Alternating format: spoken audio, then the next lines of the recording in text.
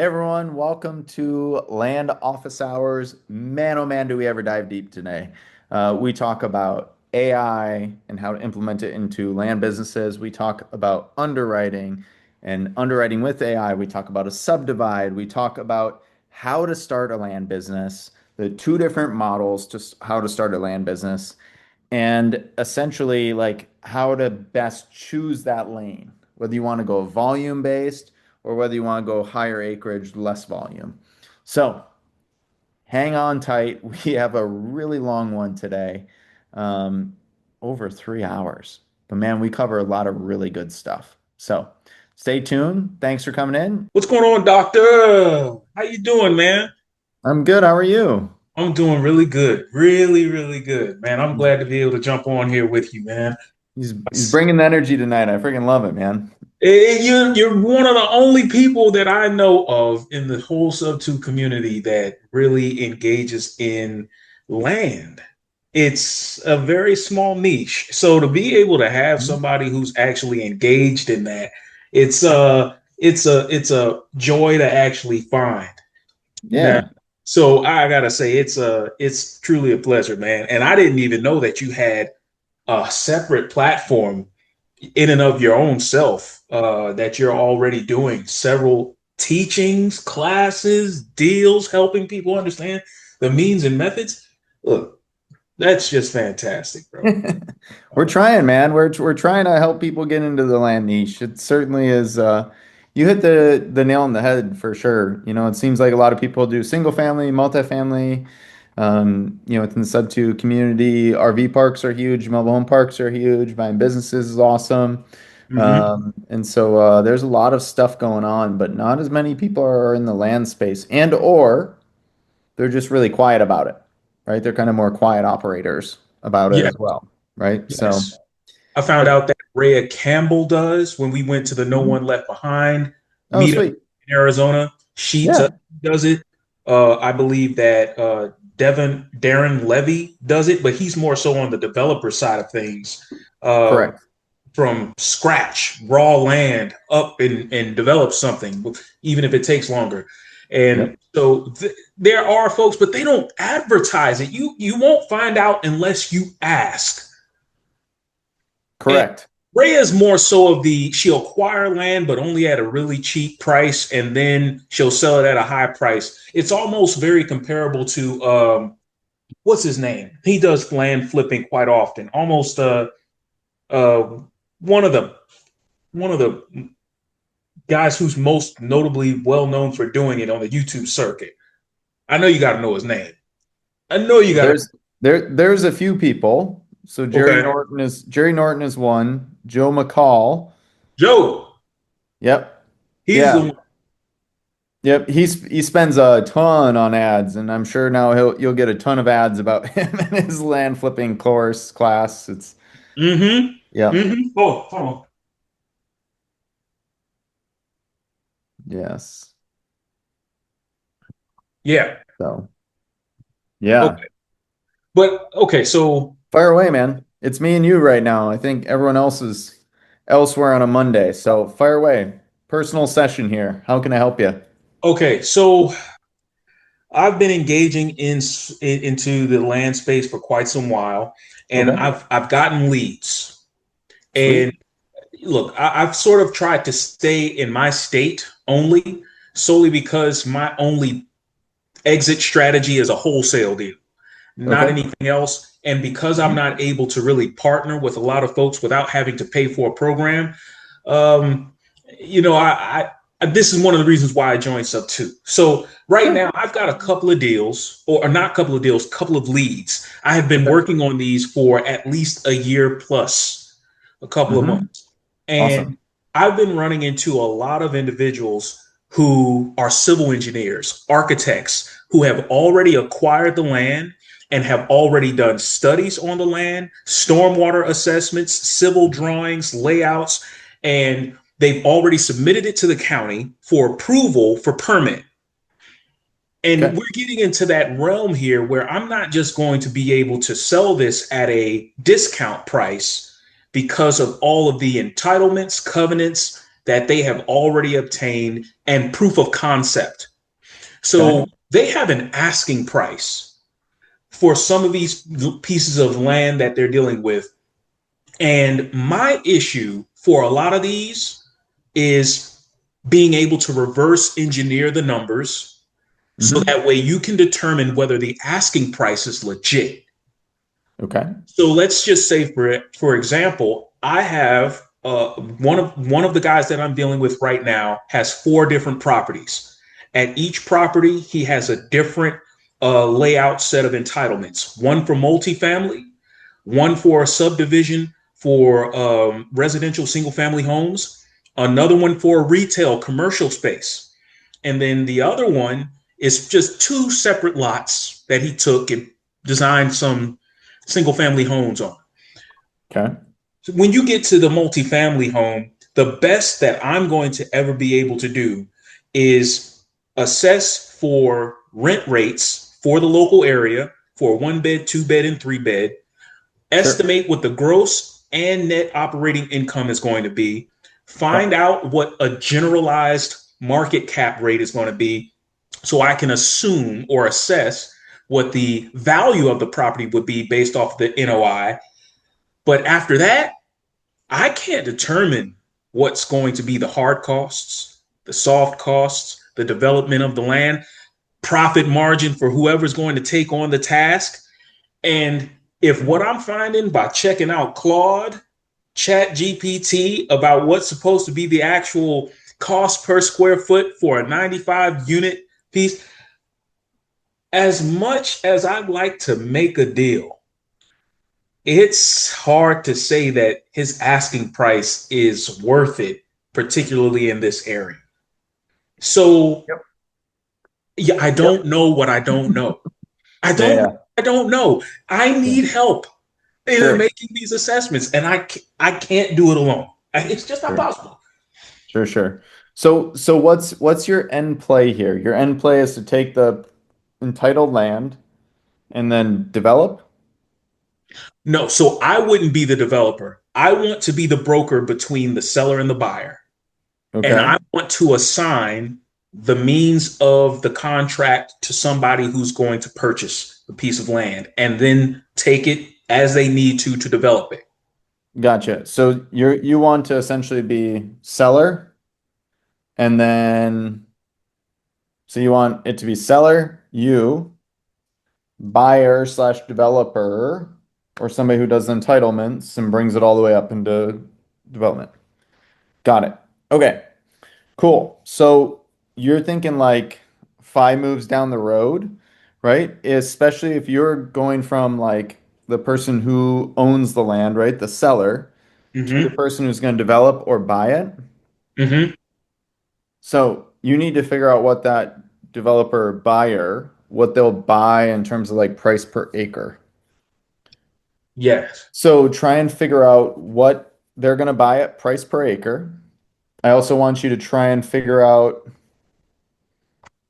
so I should back up. So you want to figure out price per acre, right? You Mm-hmm. also want to figure out if they have any other deals or any other things that you want to really like take a look at. So for example, if they want like a creek on the property, or if they want really flat ground, or if they want it in this zip code or that zip code, right? So you essentially want to like gather their buy box.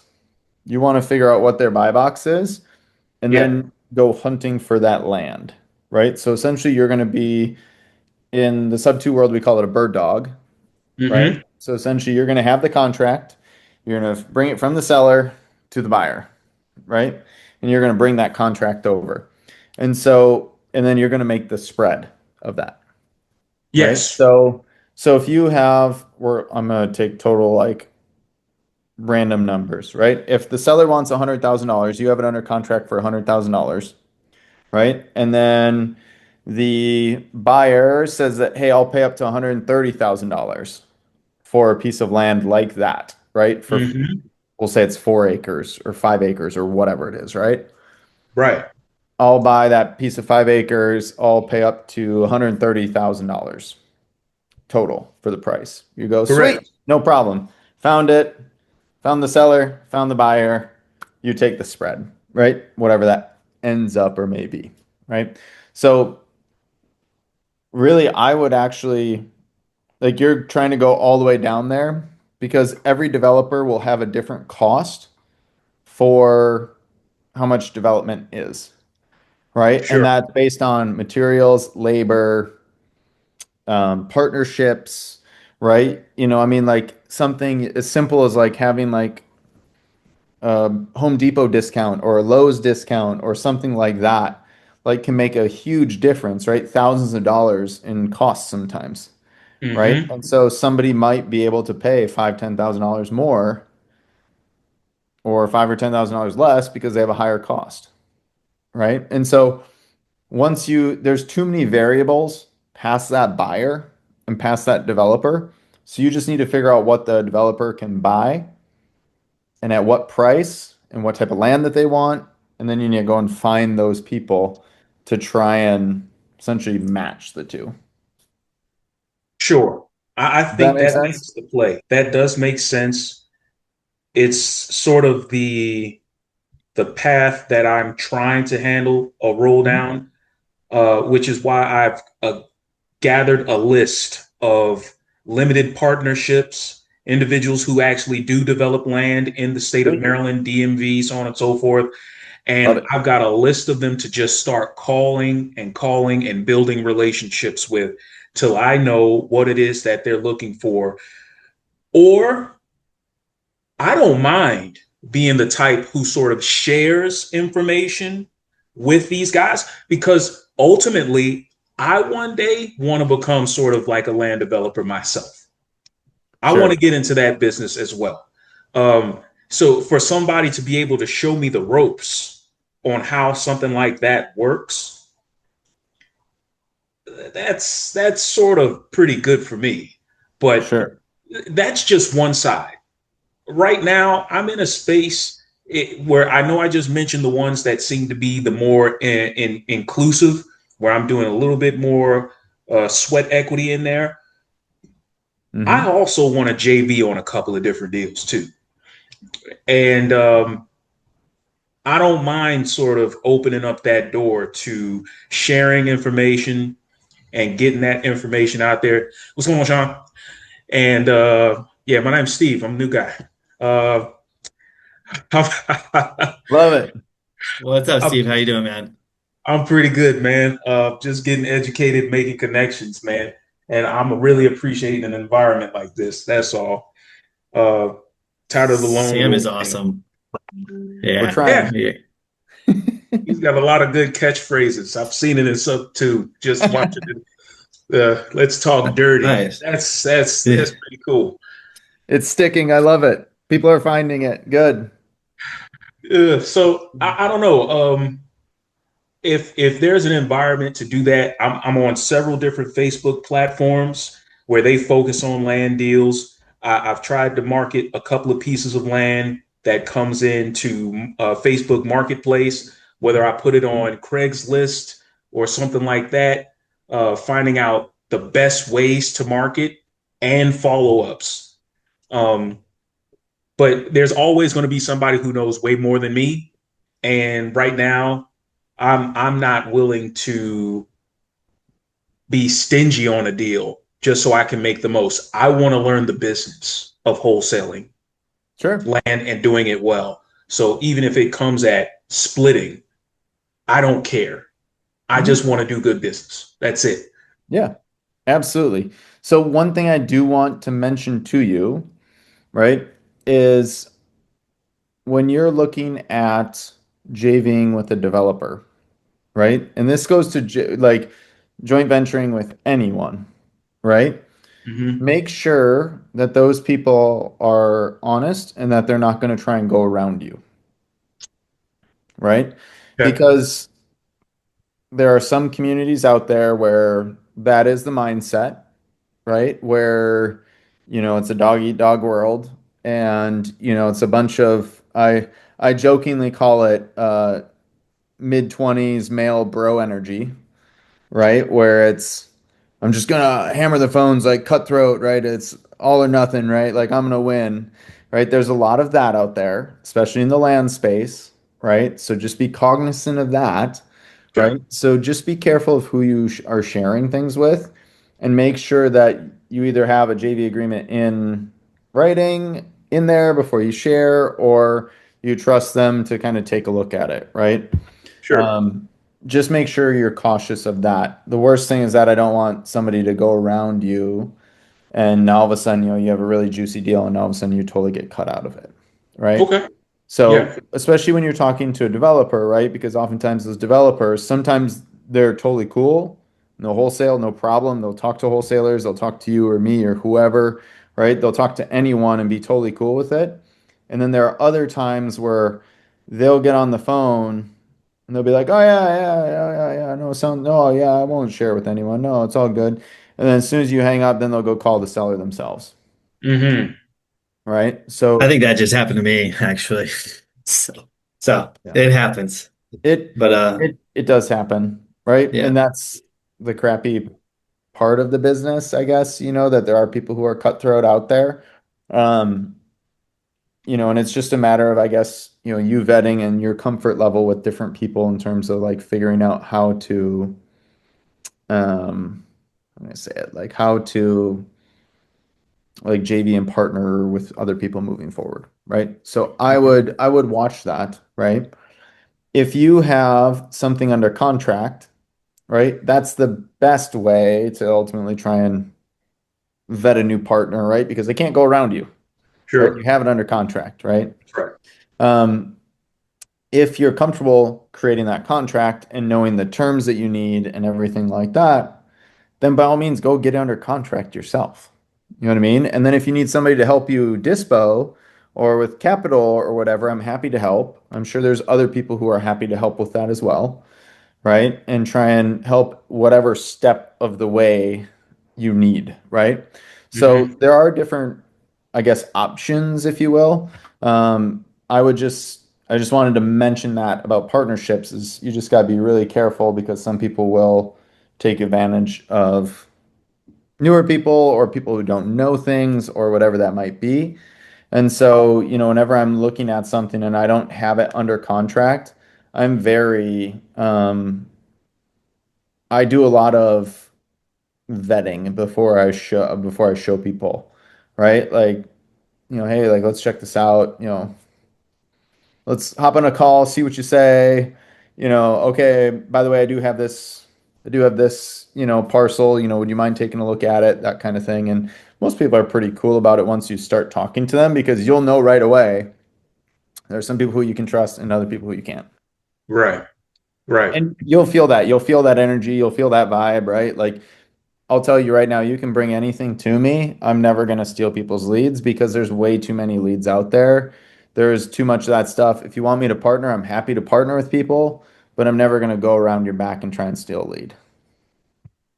That's good to hear. The- Well, I mean, Yeah, what well, do in my mind, there's too many deals that you can do, and your reputation matters more than one deal. you agree? 100%. Agree. Yeah. So So it what do you to me, take about what do you take from I use non-disclosures and non-circumvent contracts that sure. I have individuals sign. What do you take? What's your take on those? Totally fine. Whatever you're comfortable with, as long as the two of you agree, right? So if you have a JV partnership, as long as the two of you agree to it, totally fine. Okay. Totally fine. Most of the time, if you have an NDA or non-circumvention, normally that means that you don't have it under contract quite yet, Mm-hmm. and you're trying to show or preview that to somebody, right? Mm-hmm. And so as long as they agree to it, great, no problem. Then the other challenge of that is, okay, what happens if now all of a sudden, that seller does get somebody else does buy it, right? How do you figure out if it's them or not, right? The person who you just showed it to or not, right? Now, obviously, public record, right, can help you Sure. with that once it closes, right? And Mm-hmm. you can go after them afterwards, but then it gets ugly and lawsuits and it's not great.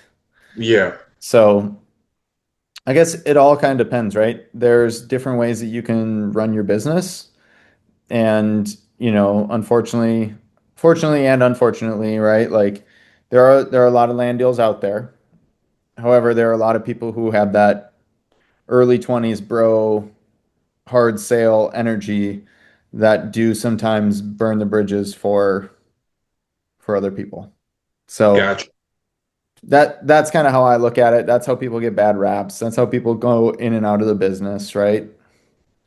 And some people might come in the business, try and make $1 million and then dip out and could care less. Hmm. That does happen. But I'm told, I mean, NDA, non-circumvention, great, cool. No problem as long as both people agree to it. No big deal. And do you do both on market and off market? Hmm. Okay. Correct. Okay. Yep. So ideally, if I'm trying to wholesale it, I'd love to do more off market, just because on market it's really hard to get the price that you need to in order to actually make that margin in there. Um, and on market, I will mainly look at some sort of value add piece of that. So whether that be a minor subdivide or an entitlement or something along those lines where I can essentially bump the value of the property up. Right. Yep, for Okay. on market. Yeah. Well, I will not hold up too much. I see some other folks have joined. I'll jump back Dude, in. you're free Dude, take the somebody floor. else raises their hand. So fire away. If you have more questions, dude, go for it. All right. So I'm looking to do some good JVing right now. I've got a couple of Okay. different deals or leads right now that could be profitable. I've missed out on a few just because I couldn't find buyers. Okay. And I know they happen to be in an area right now that may be a little tough, but being able to get somebody to sort of take a look at some of these and tell me whether these are good for the location that they're at. Maybe it's just not time. What Sure. number would we probably need to be best at in order to make it make sense? Juice worth the squeeze. Those are some of the things that I'm looking to try to do um, for both on and off market deals. Um, so I don't Can I know ask a if you're. question? Hmm? When you say on and off market deals, are you saying that that's how you're dispoing the properties? Is that you're trying to find off market buyers and on market buyers, or what's how are you trying to find buyers currently? So buyers right now, I've been looking at land developers more so than anything. I've gone on to a couple of different builders websites. So I don't know that there's a couple of different registries that hold a list of the different types of custom home builders, spec home builders, and land developers throughout the state of Maryland. And I've acquired an entire list of these from the West region, Southern region, and Northern region of Maryland, and found out how to skip trace all of those particular businesses. They're the ones who I'm going to be reaching out to see what types of land that they're trying to, what's their buy box Can I for share both. something with you that might help you?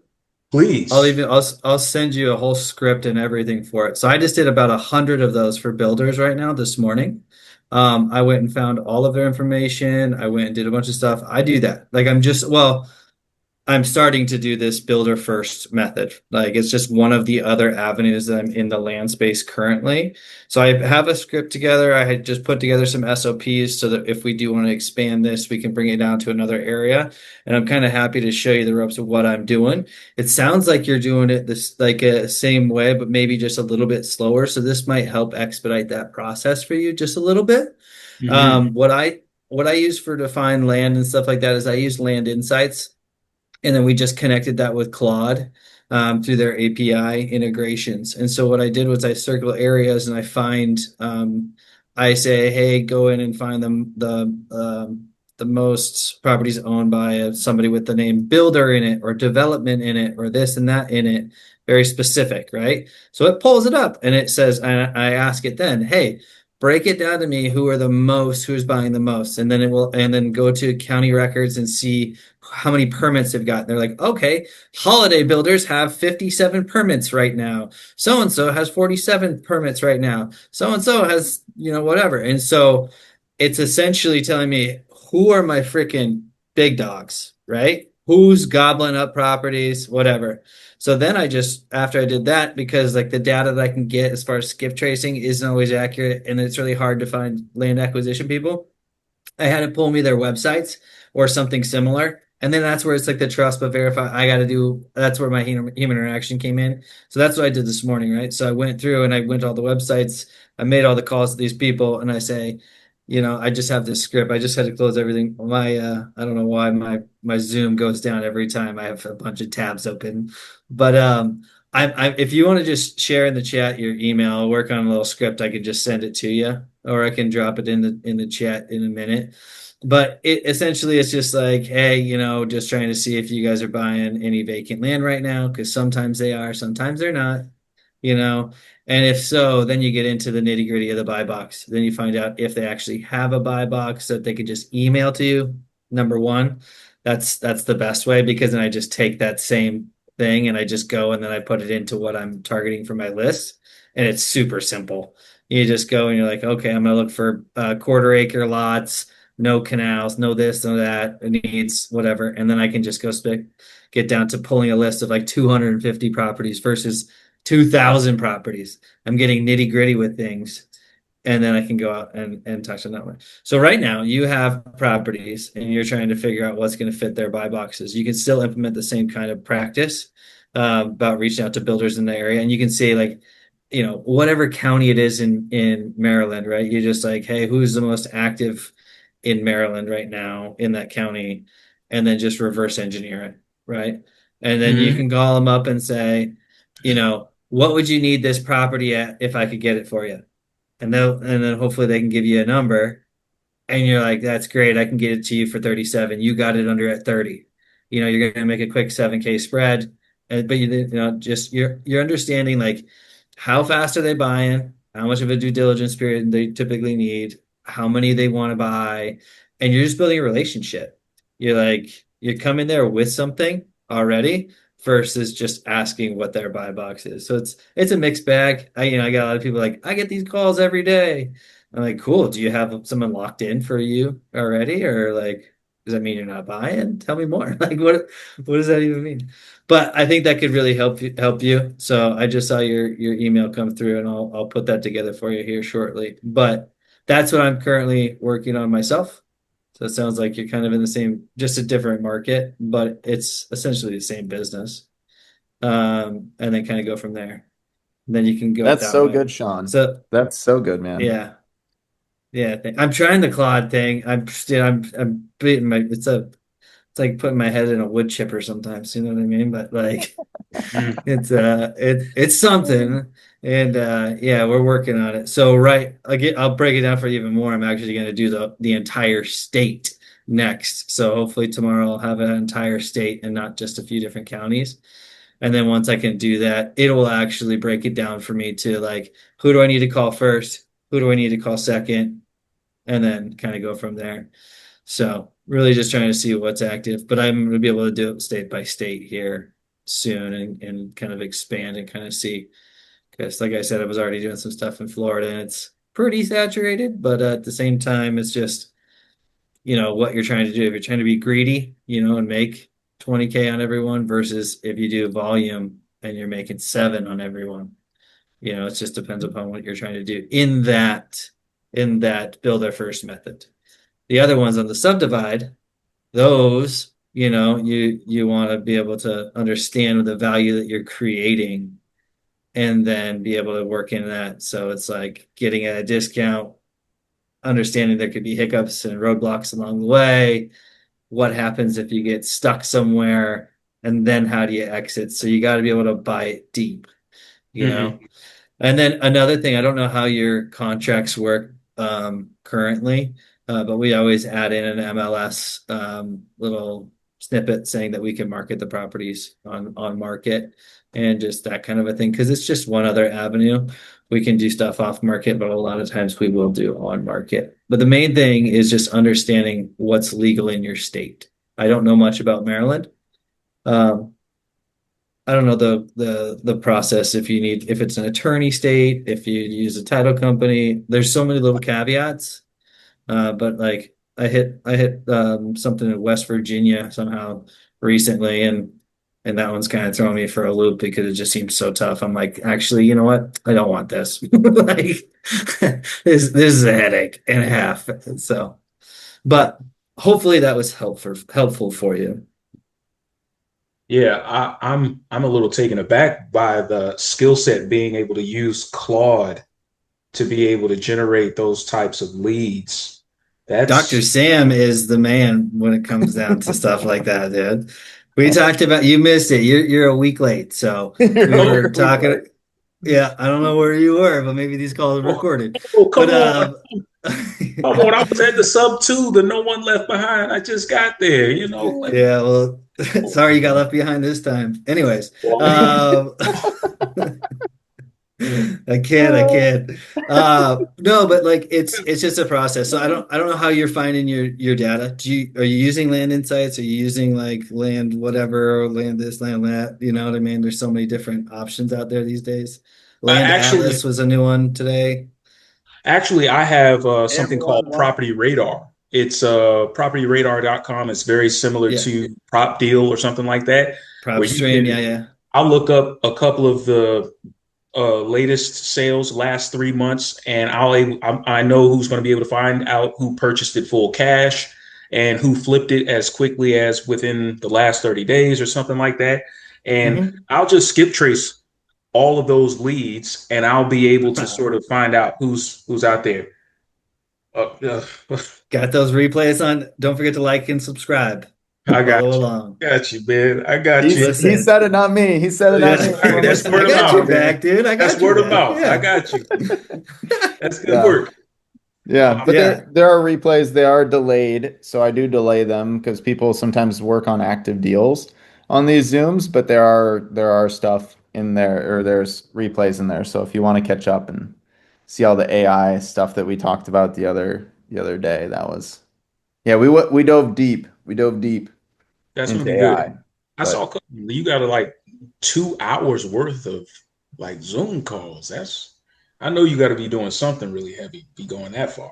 oh yeah, All oh no, right. I mean, a hang on. We'll lot. be here for 2 hours. Yeah. Like, I was like, just you wait, man. Just you wait. We'll yeah. be, we'll be chit-chatting for a while, but yeah, it's fun though. We find deals and start underwriting stuff and just kind of like collaborating like this, right? Like this is exactly the whole point of it, is to try and share knowledge across, see what other people are doing, share that knowledge, and then, try and help people get deals done. So. Okay.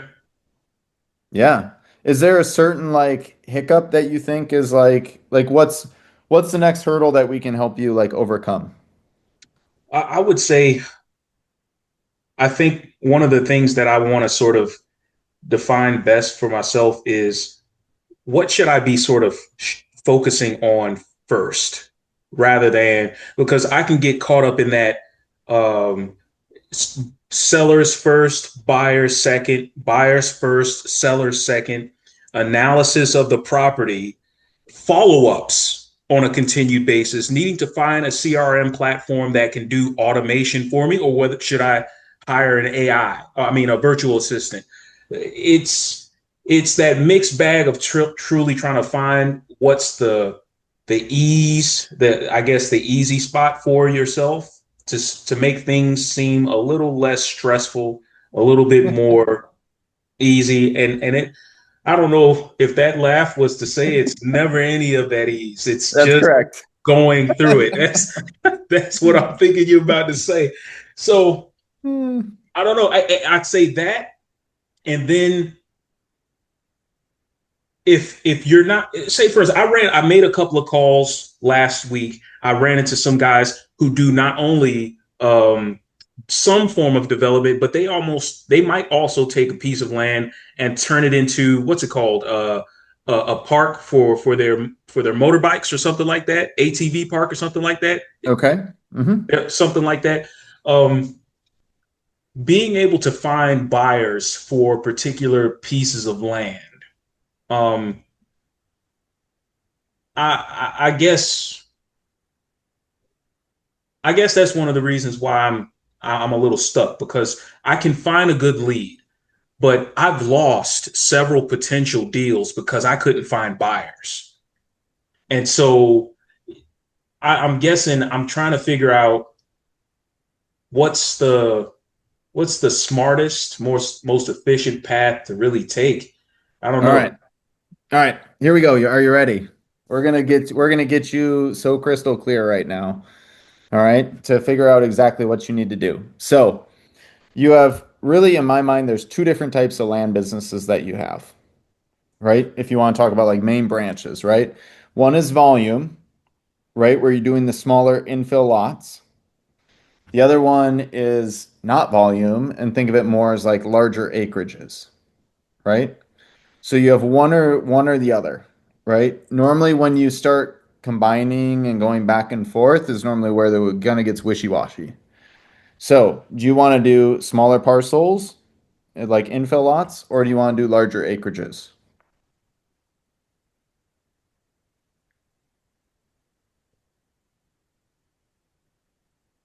There's no right or wrong. There's no right or wrong. Just tell me like what does your gut tell you? I like larger. Okay. Then why are you spending your time with smaller stuff? Yeah, I'll delete that chat right now. Keep that to myself. So here's why I ask you that, Stephen, right? Is because whatever you fill your pipeline with is what type of deals are going to spit out on the back end, right? So if you fill your pipeline with a whole bunch of smaller parcels, guess what's going to come for your contracts? As you work them down your pipeline and you get more leads and then you get close more leads, guess what's going to happen? You're going to get a whole bunch of smaller stuff. There's absolutely nothing wrong with that business type. It is just a totally different business type versus the larger parcels, right? I can understand that. Yeah. So when I ask you smaller or larger, right? Because smaller, okay, great. Now let's start talking about building that buyers list and building all that stuff with all those developers, right? Because those are going to be the people who are buying those smaller infill lots. Versus if you go larger parcels, right? You have developers. You have people who want to hunt and camp and fish potentially on a piece of land. You Mhm. have land bankers. You know who the largest land banker is in the United States? You know who the two largest land bankers are in the United States? Take a Well, first, guess. I don't even know what land banking is. Okay. Land banking is essentially where you buy a piece of land and essentially you're using that as your bank, right? So if you make enough money and you have all this money and you need to put it somewhere. And so people will buy pieces of land, let them sit and appreciate, and then cash out at a certain time. So Okay. they'll literally use that land as their bank, if that makes sense. They're Okay. banking on appreciation far in the future. But there's two people who are some of the richest people in the world who are the two largest land bankers, called Bill Gates and Warren Buffett. They're the two largest land bankers out there. Okay. So you have those people as your buyers. I mean, maybe not necessarily Warren Buffett and Bill Gates, You but got you get their my point. buy You get land box? bankers. I mean, it might be cool if you do buy from them, but they're probably looking at massive thousands, tens of And it's thousands probably acre not land. even them. Yeah. Yeah. You're probably looking at very large acreage if that's the case. But you have all these different exit paths for the larger acreage versus the smaller acreage. Like if it's a quarter acre parcel in the middle of town, like your exit strategy is a developer or somebody who's going to buy that house and develop it it's themselves, which is Sure. more unlikely, right? So when you go really small parcels, that's where you want to go, is you want to go and start building those developer relationships and build that buyers list, right? Because you want to get it, like Sean mentioned, right? You want to get it for contract for 30,000 and sell it to the guy for 37, you make a quick 7 grand, right? So All of that's a that is smaller based off parcel. of their, yeah, all of that is based off of their buy box. That's how all of your Correct. marketing goes out. So you have all that upfront. Yep. So you're literally, you say, hey, developers, here's what they want. Okay, here's an aggregation of everything that they want.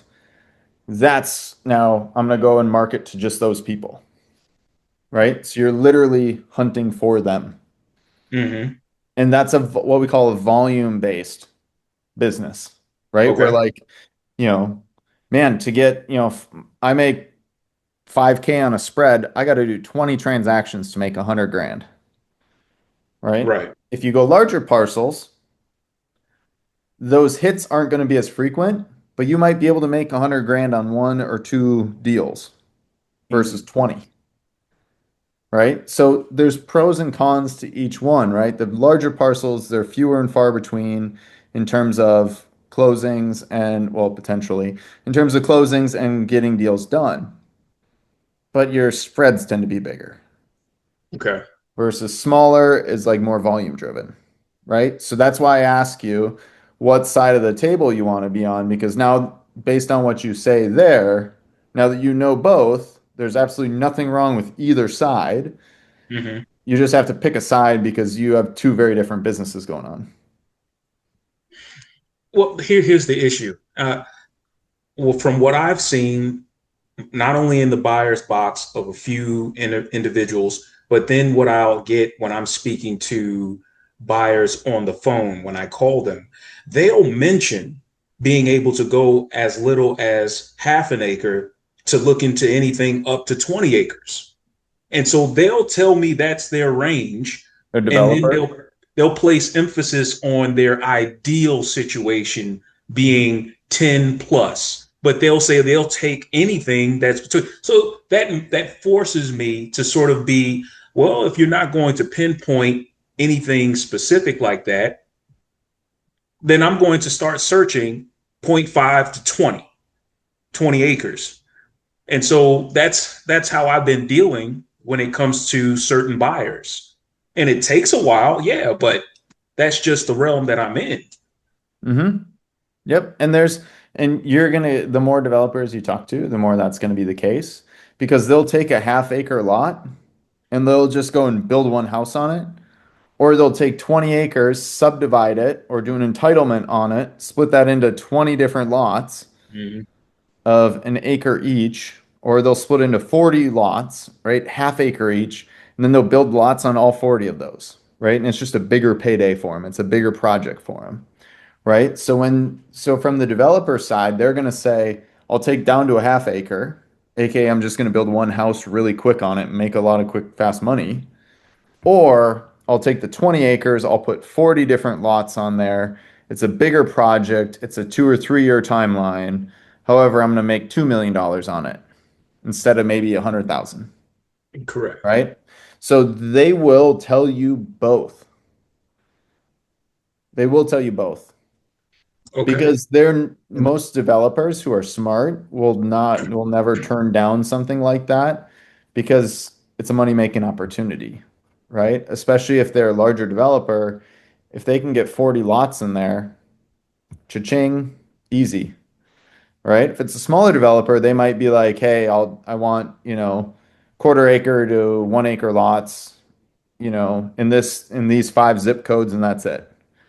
Well, maybe they only have one construction crew, right? Versus that larger developer who has 20 acres, maybe they have like 20 crews, right? They can just pull people off and go and work in different projects depending on it. So I would recommend to try and choose a lane one way or another, right? And once you know that lane, start heading that direction, right? So for me, I don't want to do the volume game. This is a personal preference, by the way, right? So I don't want to do the volume game. So I let people take all those smaller quick hits, which is totally fine. Mhm. That's not my jam. I would rather go after larger acreages and do subdivides and other larger projects with it. Now, are you doing the subdivisions yourself? You're taking the land, acquiring it. You'll do the coordination with the county, the city. You'll obtain all the, I guess, the entitlement rights by the county, meet up with the county, do all that other stuff, and then you'll push it out to a potential buyer. Correct. And wait for that big old payday. and wait for that big old payday, hopefully. That, Yeah. that even the Yeah. development process, isn't that like maybe depending on where you are, isn't that like maybe a 6 months to maybe a year and a couple of months? So I'll give you an example, right? So I'm doing a subdivide in Indiana. Sean and Camilla have probably heard this about 15 million times. I'm doing a subdivide in Indiana. The soil tests are actually getting done tomorrow. The survey, the preliminary plat is getting done this week. And then I'm going to meeting in front of the TAC committee, which is in this county, it's like the preliminary check mark in order to get a subdivide approved. So I'm meeting them next Tuesday. So, with all that being said, yes, I do that piece of it. Yes. And And that's so that might take though. So let's see, I got the contract in middle of June.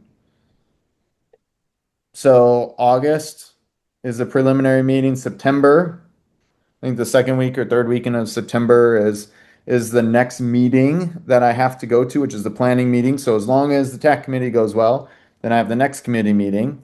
And then once that's approved, then it's 30 days, it gets recorded, and then the property is mine. I now own, well, I have a seller note on it, seller finance note on it, but I now have the ability to go off and sell those parcels. So now I'm on the clock to try and sell those as fast as I can.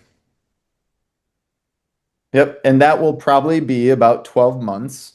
I know that because also too, I am going into the slow season of selling land in the Midwest, which is the fall and winter months. And so I full well know that that's going to cost me more money up front because I am not expecting as many pieces of land to sell in December and November mm, as they would in April, March, May, June, July, right? Like summer, people are more likely to sell and buy sure. and start that process. First, second quarter of the year. Yeah. Yep. Yeah, they get Versus their it, but taxes done, spend a little exactly. money. Yeah. Hmm. Look at that Budget. refund I got. Let's go buy a piece of land. I'm sure that's what most people say. Hmm.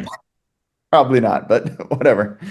But it does make a decision though about, people wanting to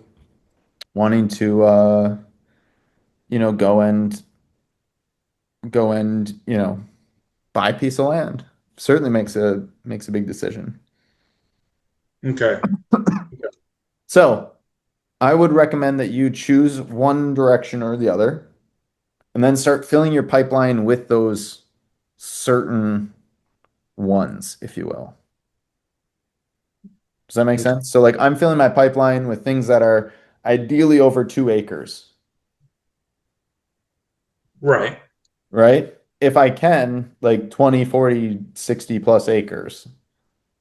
Oh, That's okay. really where I'm pushing more of my focus. However, I will take anything down to an acre because I can always wholesale it, right? As long as I get it for a good enough price, I can wholesale it, right?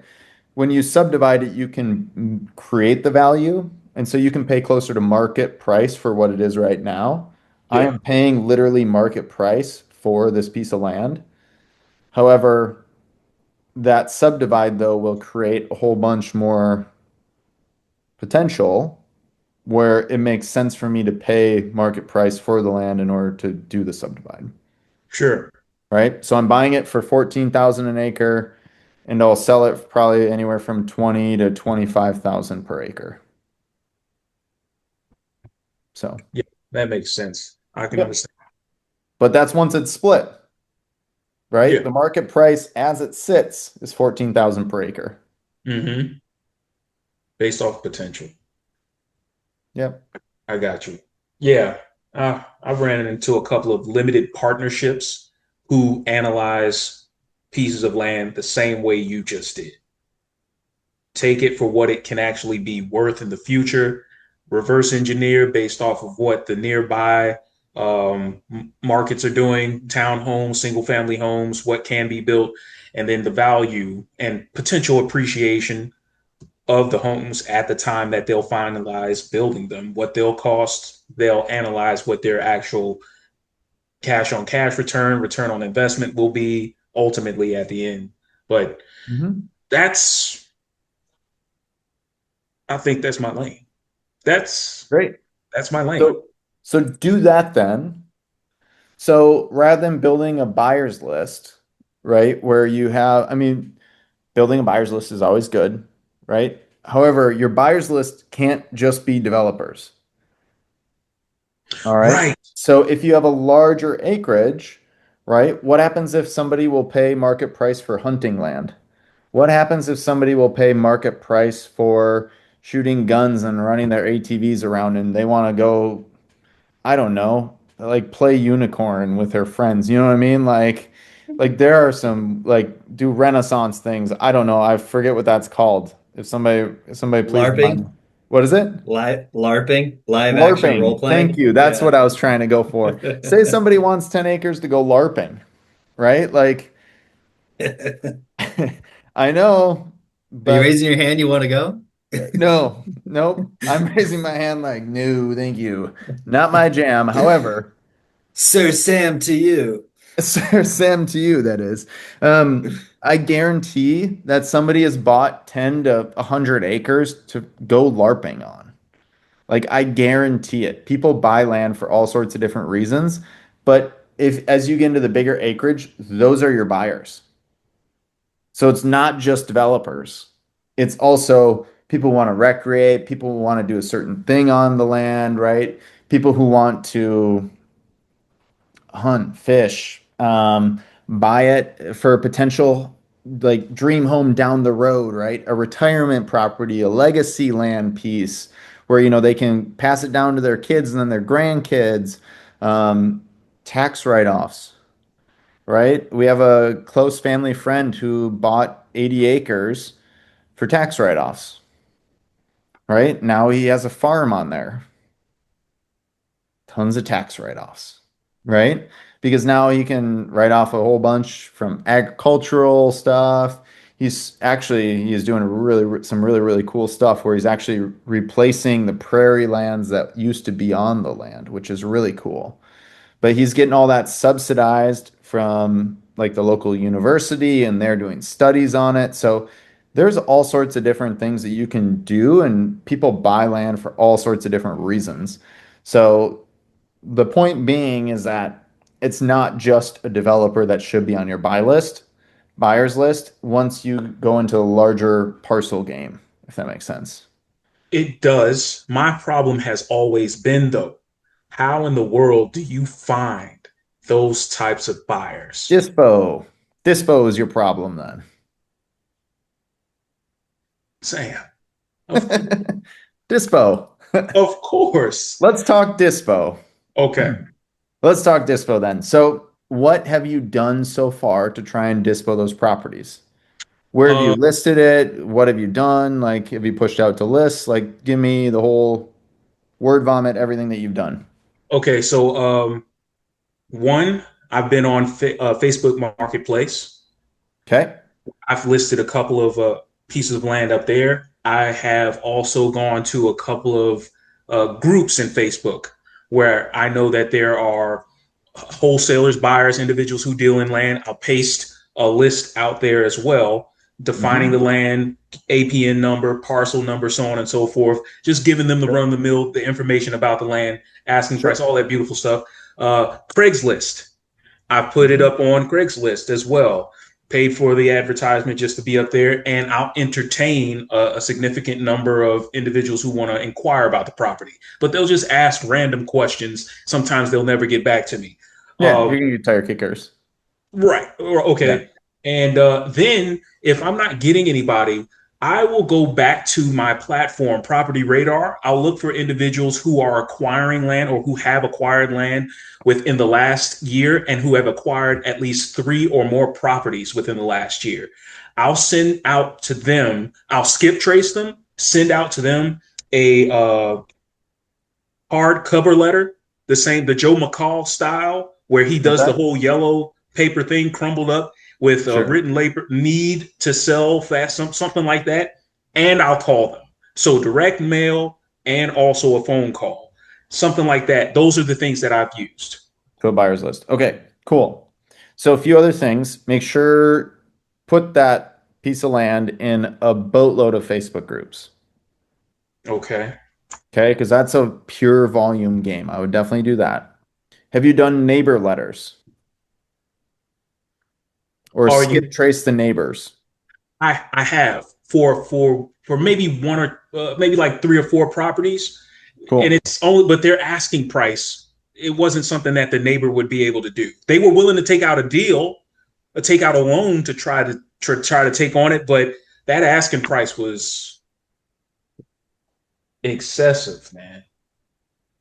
It was Asking price. What do you mean they're asking price? Like, so the seller's asking price was around maybe 700 to 800,000 for the parcel of land that they'd already developed. And this is a developer who owned the land. sure. They were anticipating being able to develop a senior assisted living facility on it. They rezoned the land. They put up Hmm. the assessments of the property just like you normally do in your field, and got it entitled by the county at that particular time. Of Hmm. course, it's expired now, but they've had a hard time selling it, and so I went on the journey to Of try to course. figure out who could do it. Tried a whole bunch of folks, farmland, individuals who are trying to put on those solar farms, solar panel farms out there Mhm. on the road. Um, Folks at the time just weren't interested. So I reached out to the local neighbors who did not want that land to be developed on. They want that land to be left alone. So they're willing to Of take on course. a certain debt just to keep it out of the developer's hands. Sure. She called me. She said that that was an intelligent move to make. So to ask them. So I have done it once or twice, but the asking price from the developer or the one who owned the land at the current moment or at this current moment, it was a little high. Not Sure. and even for what they were asking for, I asked them what they would be willing to take on if there was to be a seller finance. They jumped from 700 to 900 over a certain period of time. So, that's how it went.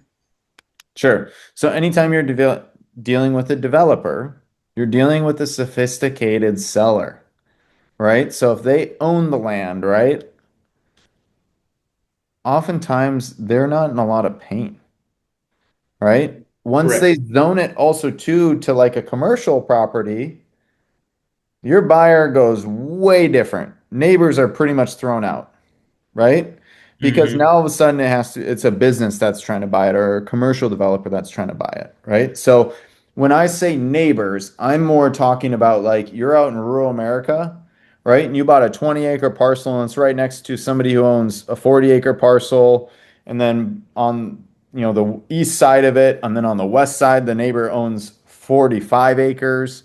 And then on to the north of it, right, the neighbor owns 340 acres, right? You're going to skip trace all of those people around them Mm-hmm. and you're going to reach out to them and see if they would buy it, right? So when I say neighbor letters, that's more what I'm referring to in the sense that it's a more of a rural parcel, the larger acreage, right? Mm-hmm. And something that maybe might not just got to be like that commercial land, if that makes sense. Yeah. Yeah. Nice, Uh, Sean. agree. Agreed. I'm Yeah. sorry, Sean. I tried to reach out to a couple of data centers myself. So, Yeah. uh, In in yeah, terms go of ahead. other dispo for you, right? Why haven't you tried to list it on the market? And did the developer already try to list on market? Is the first question. Yeah, that is Uh, the first question. But yes, they we're did. yeah. At what, So at what price? Um, it was years it 700,000? was years ago for the first one, but for the one that I was talking to Sam with, before you jumped on, Sean, the first property, which was the multifamily 95 unit property, this one he had on at least for 3.2 million. It's been reduced down to 2.9. right, it's already on the market though, right? It was on market listing, yes. Okay. So here's the challenge and why I don't say on market very often, why I don't go after on market very often is because if it's already on market and now all of a sudden they're having to reduce the price, we know where the market value is. Not at whatever the heck that, yeah. Ugh. not at whatever the heck those people are trying to get for it, right? Mhm. It's not 3.2, it's $2.1 million dollars that it's 100%. worth, right? Yes. And so they want 3.2. They're going to go through a series of price cuts until they're at 2.6, and then they're going to sit there and sit there and sit there and sit there and go, oh, I can't go for lower than that. Well, no offense, but like, how are you going to talk them down? If the market price is 2.1, how are you going to talk them down to 1.9? If the market already dictated 2.6 wasn't there, right? They're going to feel like you're lowballing the crap out of them, when all reality is that you're making them a fair offer, right? Correct. So when you go on market or find properties that are on market, there has to be some sort of value add component to it. Whether that's a subdivide or an entitlement, or or like tree clearing or timber, or like there has to be some sort of value add to it that you have to do, right? So that's And those why, get traction in 2 weeks, right. right? And that's the thing. So if you're seeing that something that's been on market for over 30 days, then that's just not where the market's at. And it's just one of those things.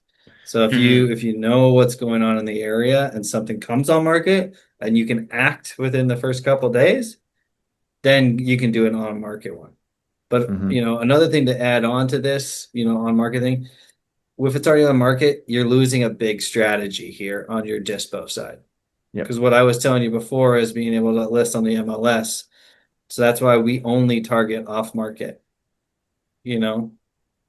And then the rare occasion, you might have your parameters set in Zillow or Redfin or Realtor or whatever you're doing, and you get an email about a new listing. Take a look at it, and then if it's good, call them up and see what you can do.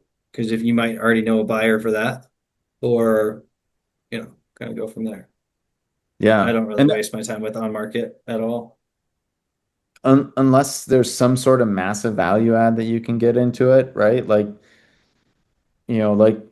the subdivide that I'm in, I'm buying it at market value, Mhm. but the area that it's in, that price per acre margin is over $10,000 per acre margin price difference. That doesn't happen in every single county, right? So like that's why my on market like strategy for that case worked.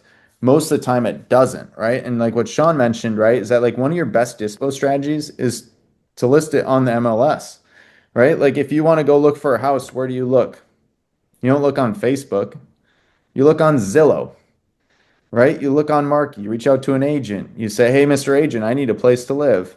Mr. and Mrs. Agent, I need a place to live, right? Like so as soon as you get something and all of a sudden now you take out that exit or dispo strategy, such as on market, it becomes much, much, much harder to move, Mhm. especially if it already has been on market, because now the market has already seen it and they've decided that the price isn't what this person is willing to pay, right? The price is not $3.2 million, dollars, it's 2.1 million, right? And so you need to get it past that, and you need to get it even deeper than market price in order for you to make a margin, Agree. right? Agree. So that's why we put in the land space, that's why we put so much emphasis on off market, because because A, you can use your dispo strategy of listing it on market. And B, also too, oftentimes you can get it for the prices that you need to in order to make a living off of doing land, right? And the sellers also too, you know, some people don't tell them what it's worth, right? Some people do, right? Like Some people inherit it and they don't know and they just some want it people inherit gone. it, just want 30 grand and move on and it's worth 300. Like, hey, name your price. What were you thinking on price? 30 grand? Okay, great. How about I give you 40? They're like, okay, great. Yeah, no, that sounds great. Okay, cool. Then, you turn around and sell it for 100, Right. I sent a right? mailer out today. Well, I got an inbound came back. I sent out an offer at 69,000. He called me back, straight face, and he was like, "Yeah, we want 240." I was like, "What?" I was asking 69,000. He still called me back. I'm like, "Well, I guess we're both a little delusional here." But I mean, my offers are 40, 50% on the dollar. Hmm. So, Yes. he's overdoing it, and then I'm definitely underdoing it. Yeah. But And That's then just hopefully you find a middle ground, right? And that's how a yeah, deal gets or done. below middle, but yeah. Yeah, right, right. I mean, ideally they understand that you have to make money on the transaction as well, Mhm. right? So Yeah. oftentimes as land investors, I pose it as I'm the easy button, right? What is that? Office Depot or Office Max or Mhm. something has the easy button. Like that's Hmm. me. Easy. Staples, or is it Staples. office? Yeah, I don't Here, know. here I'm listing the total wrong one. Maybe it's Staples. I don't know. I But don't know either. that's essentially what I try and tell people is that, hey, like I'm the easy button, right? You just want to get rid of it. I'm the easy button. Boom, done, right? So that's a that's another really good like strategy is listing it on the market, on the MLS, right? For Dispo. So Yeah, I for got you. Dispo, right? Especially too, you get like, let's just revert really quick to the commercial side again, right? If you have a commercial side and you're trying to sell it to assisted living or data center developer or whatever developer it may be, they probably already looked at it on market. They probably already looked at it on market, Okay. especially if they're going and they're looking for more projects. They've already looked at it. And believe me, they have anytime like Zillow alerts, they have Crexy alerts, they have broker alerts, right? Like all those developers are normally pretty well engaged in what they're looking for, Right. right? So finding some stuff like that is going to be much harder, right? Other dispo strategies that you can use besides on market, besides a buyer's list, you can start going through brokers and talking to different agents and seeing if agents have buyers.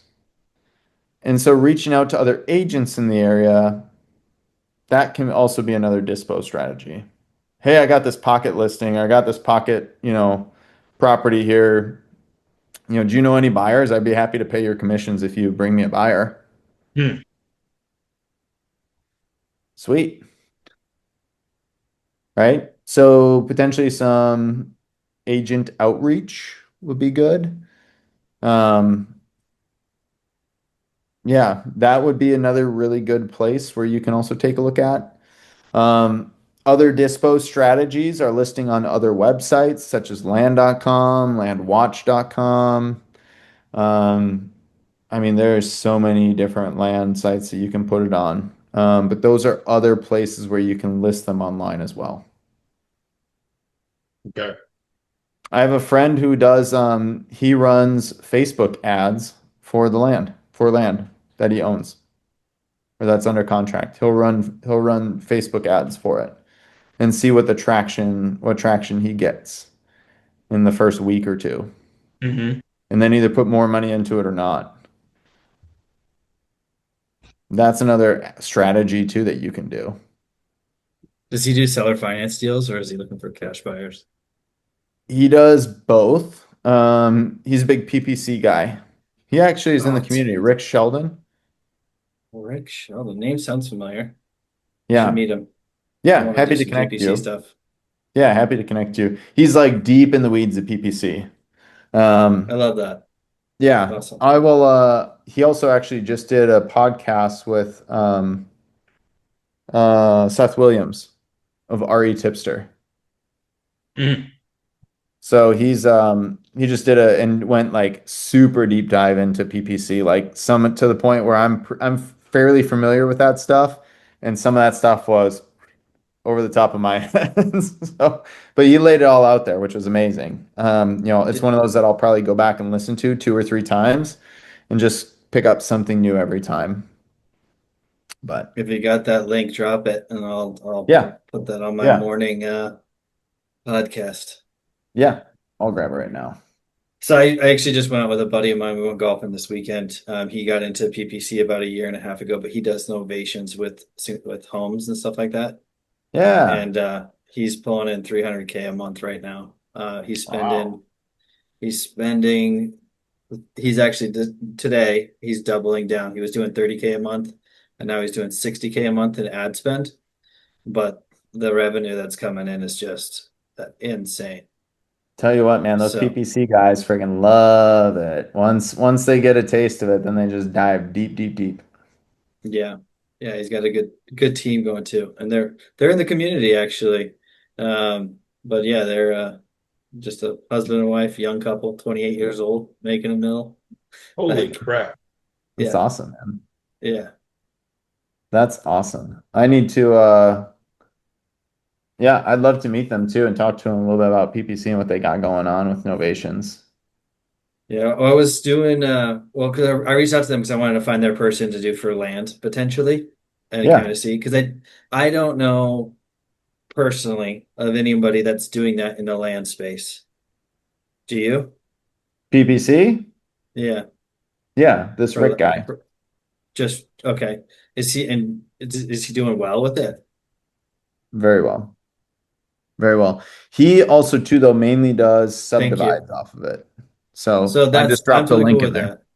What's Yeah. that? And I said I'm totally cool with the whole subdivide thing. Like I'm obviously showing up here every time because I Yeah. want to do this. The buyer builder like method that we're kind of doing is something more just to kind of keep um, lights on. Like it's more like just having revenue come in, Hmm. and it's just lighter deals. But there's another facet to the business, which is like the bigger spreads. And then I want to learn more about subdivides before I start going and pulling that data and kind of going into it. So Sure. this is just the easiest way. I'm comfortable talking to developers. It's easy, quick stuff with those infill lots and stuff like that for me. So it's like, okay, let's just go here, see what happens. We already know what we can go up to because we already have a buyer in place. So it's like if it doesn't work, I just move on. And then it's Hmm. like set a follow-up reminder in 2 months or something like that, and see if they're changed their mind. But Yeah.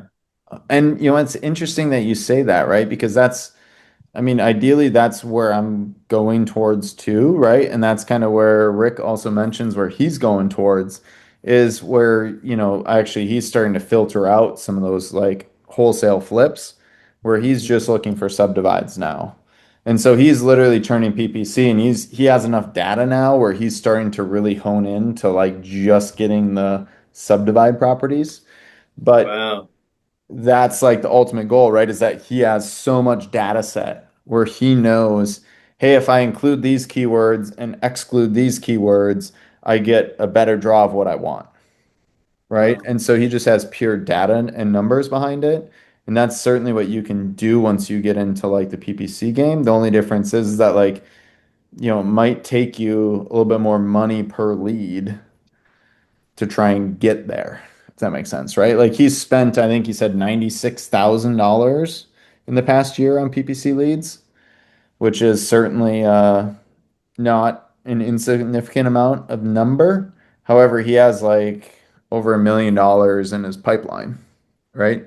Now it's not realized profit, right? Or realized numbers, but he has Mhm. over $1 million in pipeline where, you can start to kind of piece into that, right? So that's something I guess where, I picture myself in my business going where, I'll take some of the smaller acreages, I'll take that like 1 acre or 2 acre parcels and kind of flip those as like the wholesale side of it, if you will, and then take Mhm. the larger parcels and have that be my main focus. And if I don't get the larger parcels and it filters down into some smaller stuff, I can wholesale that. And then my larger parcels are subdivides and or entitlement projects, right? And so those smaller parcels can then feed my subdivide projects, right? So that profit off those wholesale flips can then feed the subdivide Monthly project. payments. You got seller finance, And payments. So then and then ideally then seller finance those subdivides, mhm. right? And have some of those seller notes. Now, those seller notes, you still have to do something, right? Like, don't get me wrong. People default on land Hmm. for sure. People default on land because it's not necessary to live, right? They're going to default on land before they default on their house. They might default on land before they decide to stop going out to eat every Friday night, Saturday night, whatever you want to call it, right? Like, people will default on them for sure. But that's another way though where you can end up getting top dollar or you can get a higher realized profit as long as you're patient and willing to wait for it. There's a lot of business models out there that do just that. Like I've been in Yeah. the Texas market right now, and I see the same listing agent. I'd talked to her before, but her and her husband, that's their business model, is they just rinse and repeat. And if you go through, I'm like, oh, that's the same person, that's the same person. And I go in their history, and it's like year over year, just relisted, relisted, and they start with 5% down and X amount a month, and then that person defaults, and they just list it again, Yep. Take the 5% 10 grand down. and list it again. And then Take the 10 grand, they list it take the again. appreciation every time and it goes up and they just continue this process. Mhm. So yeah. Which is pretty common too, right? Especially if you get smaller pieces of land, more people are likely to default on them, right? So if you have a half acre parcel, people are more likely going to default on the half acre parcel than they would on a 40 acre parcel. Just because 10, like generally, like a half acre parcel in general is going to cost much less than a 40 acre parcel, right? And so the person who's going to buy that 40 acre parcel probably is a little bit more responsible with their money. And so they're probably less likely to default on it than somebody who's buying a half acre potentially and turning into whatever they want on a seller finance note, right? If somebody wanted a half acre and wanted to build on it, more than likely they're probably just going to buy it outright, right? So there's that piece about it. But yes, eventually I would like to do a lot more seller finance notes, and I might try and experiment with that in my Indiana property once I pay it off all free and clear. Once I pay off that lender on the seller finance, I might try and do a little seller finance note on it and just see what happens with it. We'll see. We'll see. Looking forward to figuring that one out. Following I along. know. Down the road, stay tuned. Yeah. Stay tuned. There will be more. But but yeah. Steven, does that help you in terms of like Dispo? It does. And I wouldn't say, I'd say that some of those methods are something that Joe McCall has definitely touched on in some of his lessons. Um, but you've got me really thinking about not just Dispo, man. You got me thinking about Subdivide and being able to have that skill set to do so. It almost seems like it would be a waste for me not to learn what it takes to be able to do that, especially being a part of the sub two community with individuals willing to finance something like that, as long as you can prove that the numbers can work. If you can make subdivisions on a certain amount of land, acquire it at a certain price, sort of map out for them when they get their return on their investment based off of your skill set, that makes your contributions to the community a little bit better than what it currently is. I don't just have to be bird dogging it all day. Um, how did the heck did you get into the subdivision space? How did you learn? What's the school? What's the tutorial? Who's the teacher? Who's the professor? What's going on, Sam? Classes in session. Every Oh, Monday, Wednesday, Friday, Steven. Come on in, man. so you Classes don't. in session. No, I jokingly say that, but no, seriously, come on over. And like, if you have a parcel that you think might be a good subdivide, let us know. And like, you'll see if you watch any of the old YouTube stuff, like, I will literally go in and draw what the parcel is and like literally break down the math for you. Um, I learned it via a whole crap ton of podcasts, YouTube University, Yeah, other people who do land. I went to a land mastermind. I went and talked and just started asking all these questions. right. And so it's one of those where, yes, you can do it on your own, right? I probably had 4 or 5 people verify my comps before I even put in an offer on that subdivide that I have under contract because I was scared shitless about my comps and not getting my money back, right? And so that is kind of where I went. And this is my first subdivide, right? So don't get me wrong, I'm not an expert by any means. What I do know is what I do know, and what I don't know, I will be honest and say I don't know about that. Mhm. But a lot of it has been just from like doing the task, right? It's just like doing a wholesale deal, right? You don't know until you've gone all the way through one, right? Once you've gone through one, you're like, oh, okay, cool. Did it. Check. All right, let's redo it again. You know what I mean? So so that is where I look at, if you want to like do something like that, do a flip first.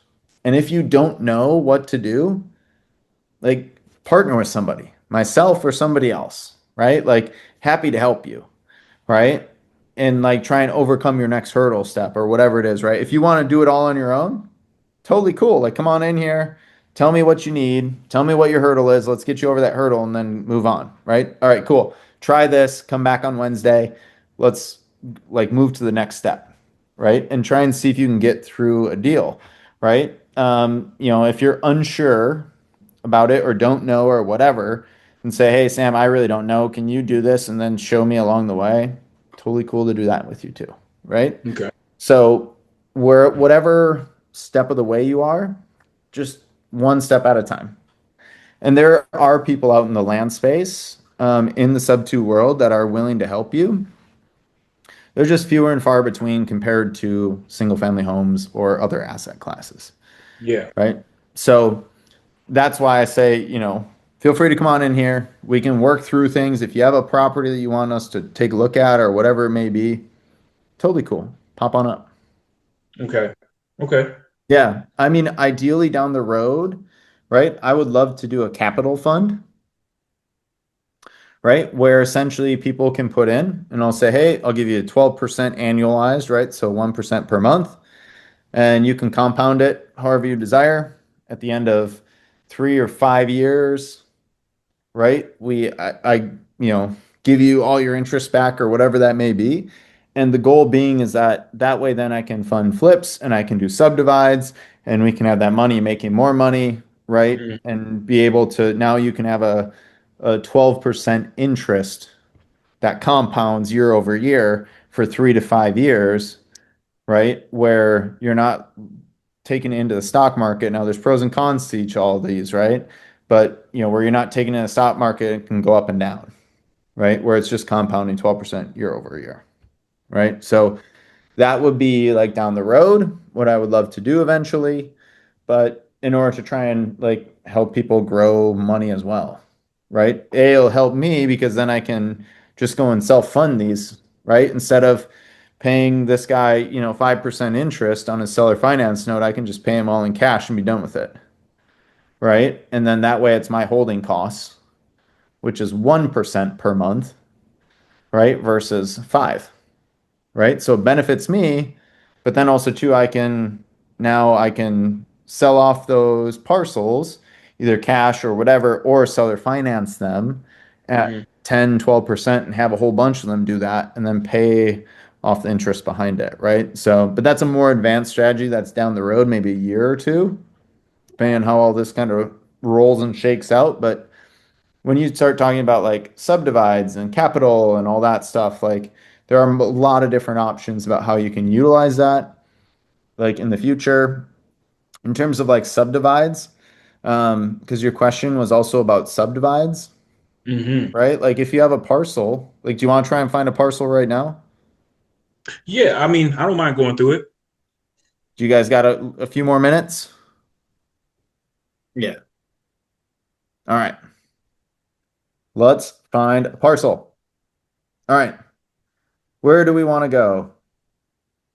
Apparently, I was in Brennan, Texas last time. And it's going to kick me back out to Minneapolis like it always seems to. All right. So, Steven, let's find something. Let's go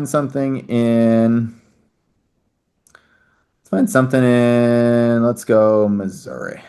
How about Missouri? You guys cool with Missouri? Yeah, that'll work. I'm just totally pulling this Let's out of a see. straw hat, too, by the way. All right. So, we're going to go on Zillow. We're going to go for sale. We're going to go property types. We're going to go land and lots only. Hmm. All right. We're going to go over to filters. We're going to go lot size, 20 acres and up. Actually, you know what? Let's go 50. Let's go big. No, let's go 20 acres and up. That'll give us more. Days on Zillow. Let's try and find something that's been on Zillow for. Ooh, there's a lot that have been on Zillow for 12 months. I was not Yeah. expecting that, to be honest. I thought like half of them would go off. All right. Days on Zillow. We're gonna go 12 months. All right. So let's just kind of have a look-see in here. All right. What we're looking for is properties on a subdivide. The biggest things you want to look at is things that are properties that have a lot of road frontage. Okay.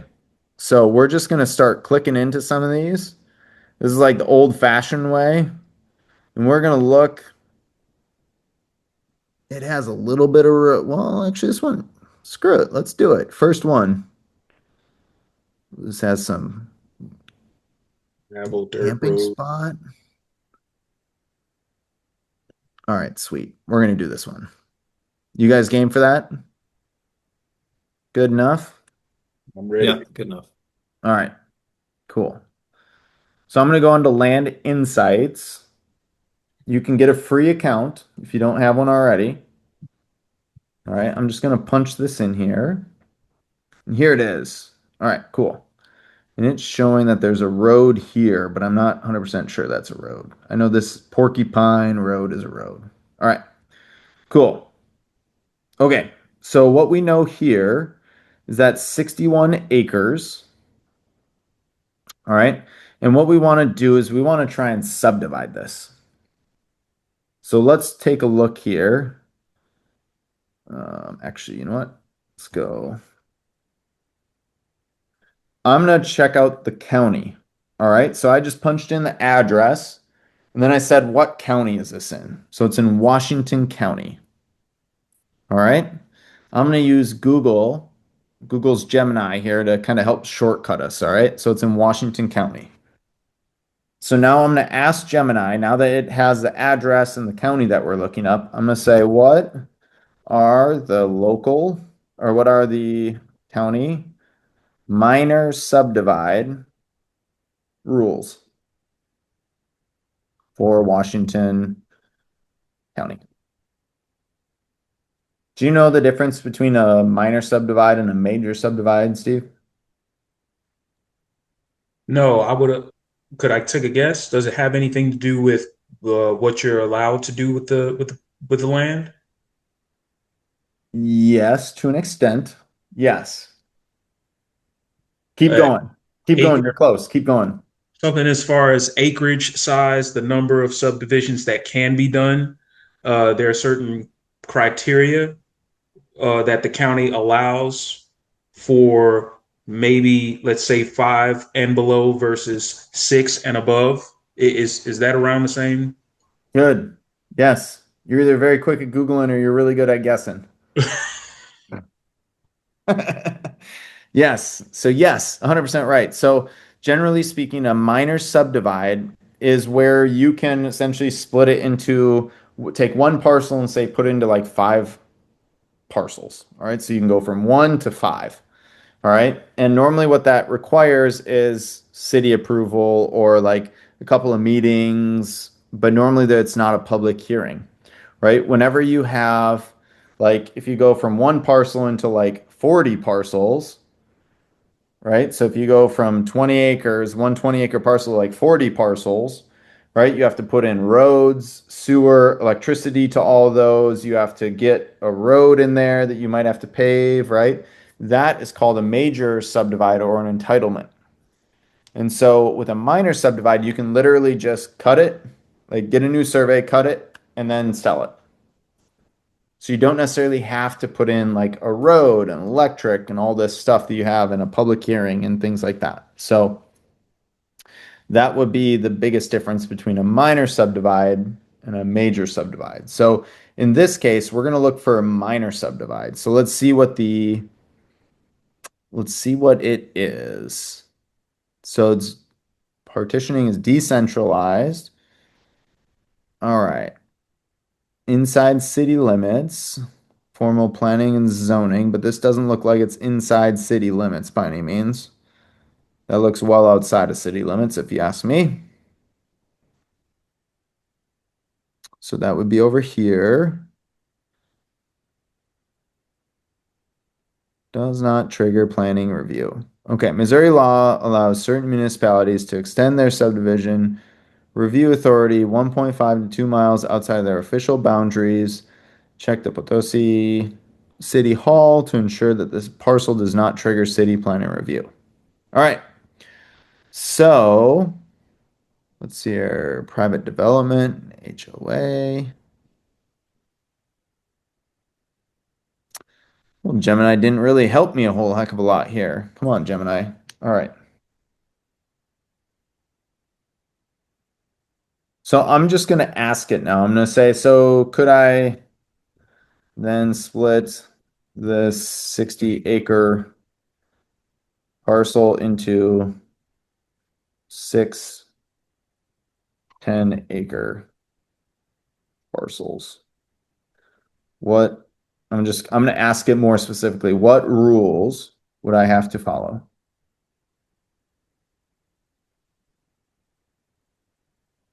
This is the wonderful piece about AI because you used to have to go and actually call the city planning, like every single one of these.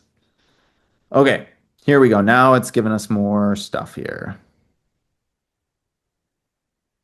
Okay, every single one of the 6-acre parcels must have legal deeded public access to the road. Okay, cool. Cannot create a landlocked parcel. Fine. Existing road, Michigan State University. That's kind of weird that pulled that up from Missouri. Existing road frontage, a flag lot. Do you know what a flag lot is? Okay. So flag lot is where you have a really skinny access. Let me draw it out here real quick. All right. So think of a flag lot where like if this is your road frontage, right? You're going to give a little bit of road frontage and then you're going to come out here and then it's going to open way up. So see how it almost looks like a little flag? Small section here where it's actually like where you can get to it and then it kind of opens it up. So sometimes they're more particular about flag lots, and that's kind of what this is describing, a flag lot or whatever.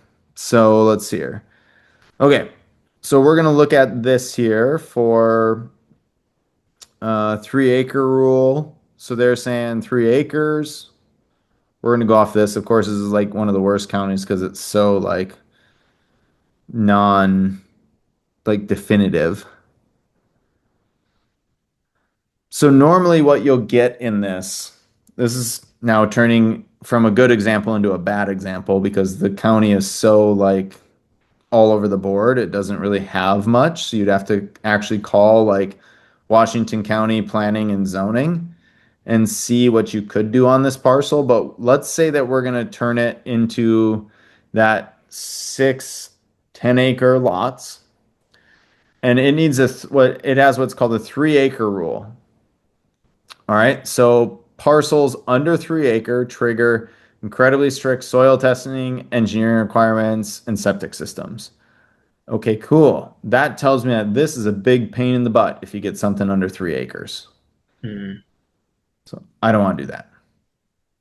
So I'm going to try and keep it over 3 acres, which 60 acres, right? 6 parcels, 10 acres apiece, no problem. All right. So we're going to do that. We're also going to say, and let's say that they have a minimum of, we'll say 110 feet of road frontage that you need. Okay. So we're going to now try and draw out, because I don't know if this is considered a legal access road. So we're going to go off this Porcupine Road for legal access. All right. So let's take a look here and let's see what we have and work our way backwards. Okay. So if I look Porcupine Road, nope. Hold on. Sorry, gang. Wrong one. All right. So if we don't know what we have here, we need to measure how much road frontage we have. Because this is going to make a big difference in how many parcels we can put. All right. So we're going to add these up. 924 feet plus 242 feet right here, plus 94 feet, plus, what does that say? 251 feet. All right. So in total, we have 1,511 feet of road frontage. Clear? Clear as Clear. clear can be?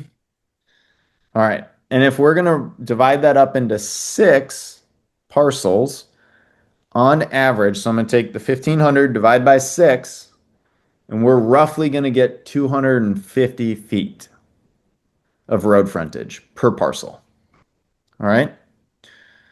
So we are going to start working this in. All right. So let's start building out what we think we could do for parcels. All right. Up here is going to be the most challenging parcel. All right. Because you're going to have all this room up here. All right.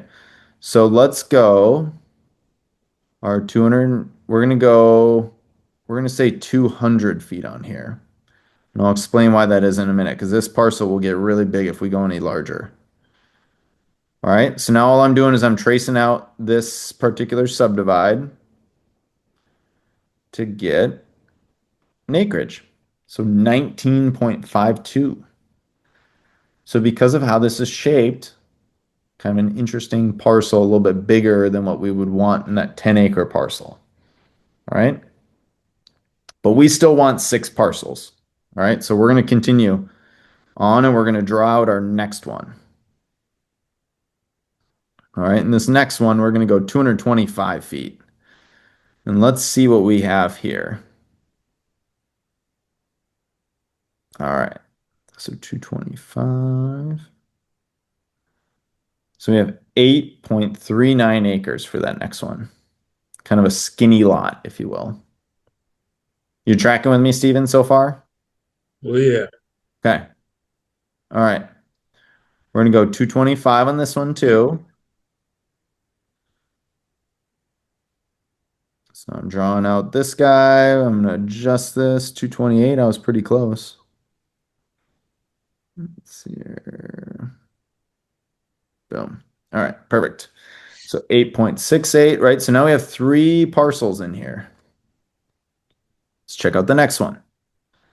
So kind of tedious, but let's check it out. We're going to go 225 feet again.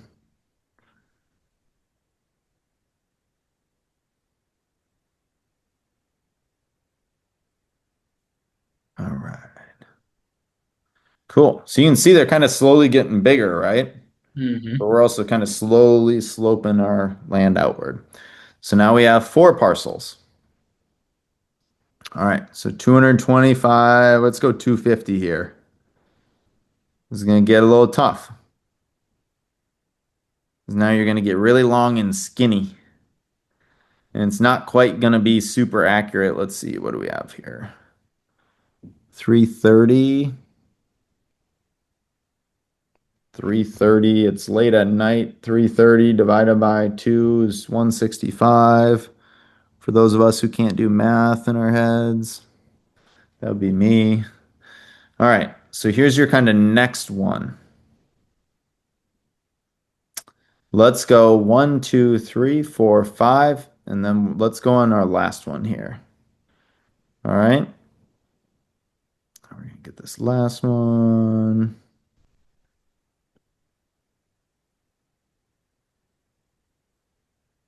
Drink. Oh, come on. What's going on here? Hold on. This is not being favorable for me. All right, here we go. Okay, so now here we have 8.3. Here's theoretically how we might split this. All right. Now, whether the county approves this or not is a different story. However, if we say that we can get six parcels in here, and it says you must have a minimum of 3 acres per parcel, check. right? One parcel to six parcels, check, right? One, two, three, four, five, six, check, right? And a minimum of 100, we'll say the minimum is 150 feet of road frontage, check, right? Everything is over 150 feet, right? I mean, you combine all these together and you're going to get well over 150 feet, all right? So legally, this could work if those were the requirements. Now, whether the city approves it or not is a different story. But this is now how you would go and like take a look at this, right? So the next thing that you would do, you say, hey, I think this might be right. All right, that looks like it's fair, feasible, right? We have this piece now for $219,000. All right, we're going to ignore all the camping and all that stuff on there. Okay, we're going to pretend like it's just raw land. So now we have land anywhere from 7.4 to 9 acres. We have 5 of those parcels, and then we have 19.52 acre parcel. So we need to now look up comps for these parcels, right? So easiest way, you can go to Zillow. We're just going to go to buy. We're going to go sold. All right, we're going to put in Potosi. Don't grill me if that's not how you say it. All right, so now we have comps for land in here. Let's make sure that we just do land. And we're going to go lot size. We're going to try and go 5 acres to, let's say, 10 acres. Actually, we'll go 20 because 20 will give us all of ours. Here's a 20 acre parcel, and here's a couple of 10 or less, like that 7 to 8 range.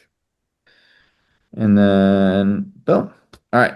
Oh, of course, Missouri is a non-disclosure state. Oh, Sam, why do you choose these things? Okay, so here's what we're gonna do. Normally, what you can do is you can actually use Claude to get around this by seeing if Claude can potentially go on the MLS and get your comps for you. I'm gonna have to cut this out of the YouTube video so they don't ban me from this. However, it is API access, it's through Land Portal, so it's fair. But what we're gonna do, let's just take this piece of land right here. All right. We're gonna guesstimate how much. Oh, here you go. Perfect. It was a subdivide. 1, 2, 3. Right? Easily you can tell it's a subdivide. Right? Track 1, 2, or 4, 3, 4, 5. Perfect. So we're gonna take a guesstimate as to how much this sucker sold for based on how long it was on the market for and when it closed versus when it didn't, right? So it was on the market, started in February. Looks like it went contingent in June, and then it finally sold in July, right? So they had 5 months. So it probably went fairly close to list price, but probably around like the 70 to 75,000 range, if I had to take a guesstimate. All right. Oh, that sounds kind of what I was thinking. 70 to 75. Yeah. Okay. And we'll say it went for 70. All right. So it went for 70,000 divided by 10, 7,000 an acre. All right. So that's the approximate price. Now, if you go into more higher due diligence for this if you need to. Okay. But we're going to say that it went for 7,000 per acre. All right. Now, what we would do is we would add up all of these acres. In our case, we're gonna kind of cheat it here. All right. We're going to go 61.24 minus the 19.52 is 41,000 or 41.72 acres. You track with me? 7 acres. Yeah. Yep. So essentially I took the total acreage, subtracted this Yeah, number letter. to speed it up, or you could just add up all these 5 numbers. All right. And then I'm going to multiply them by 7,000. All right.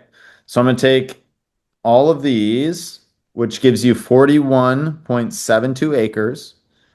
And we're gonna pretend like we're gonna get the exact same price per acre as this piece that closed. All right. So when we look at this, all of this in here, right? We're at $292,000. 292.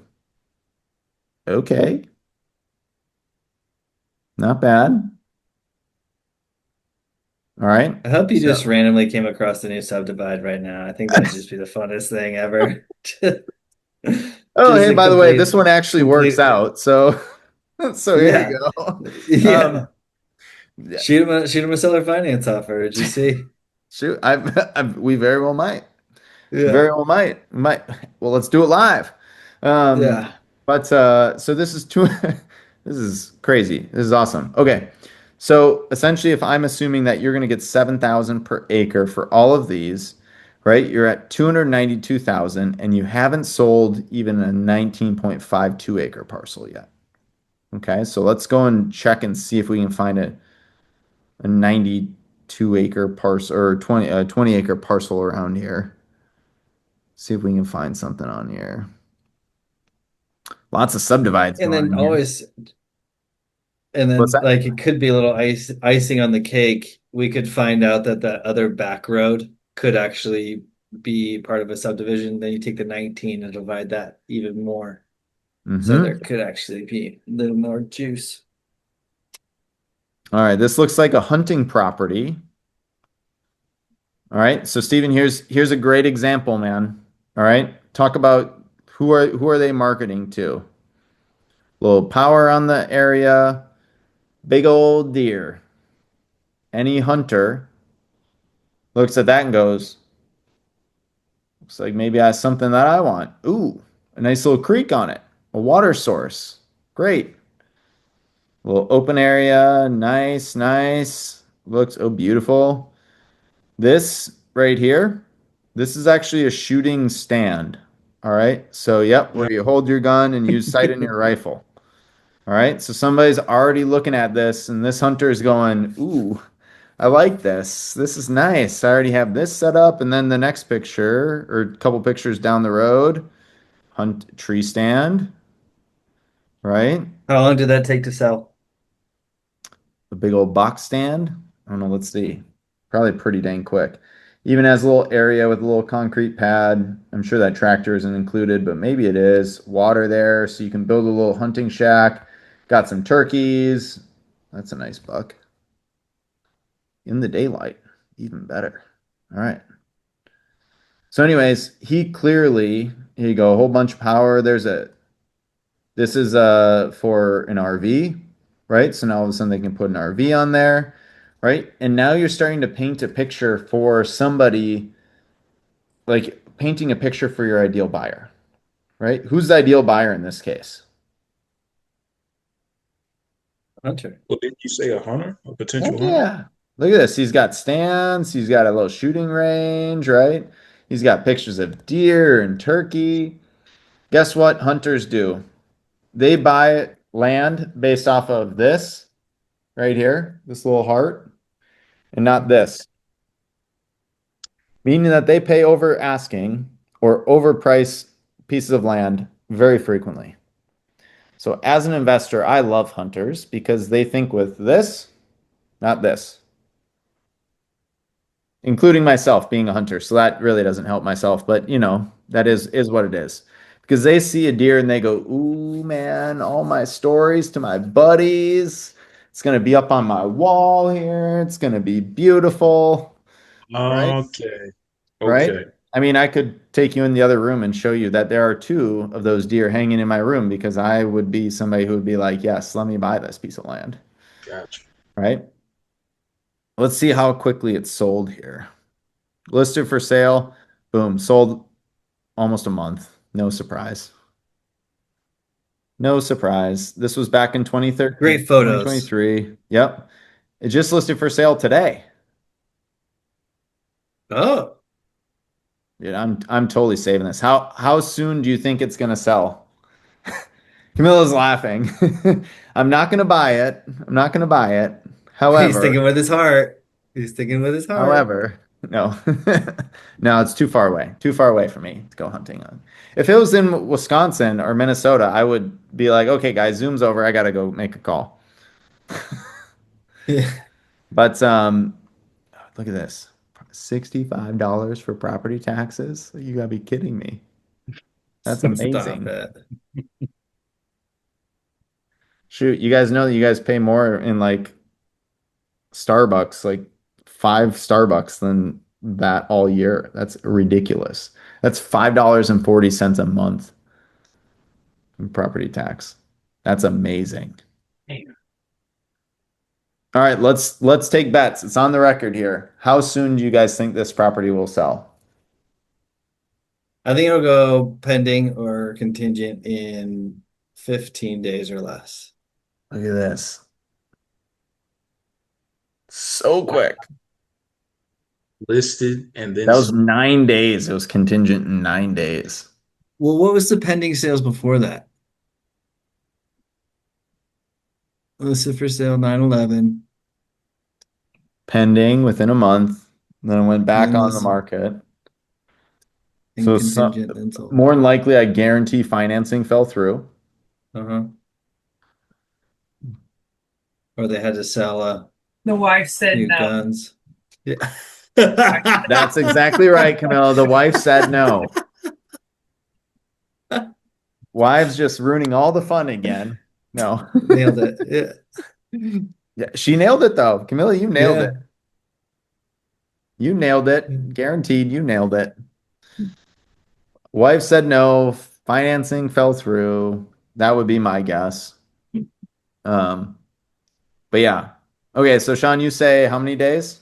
15 days, depending. 15 days. Hold on, I'm writing this down. Okay, Sean, 15 days. I Steve, say 20. I say 21. Camilla's at 21. 20, 21.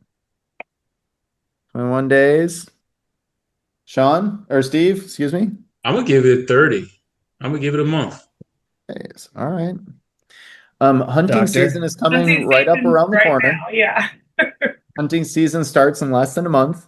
Not that anyone's tracking, however, it'll be about 28 days before hunting season opens.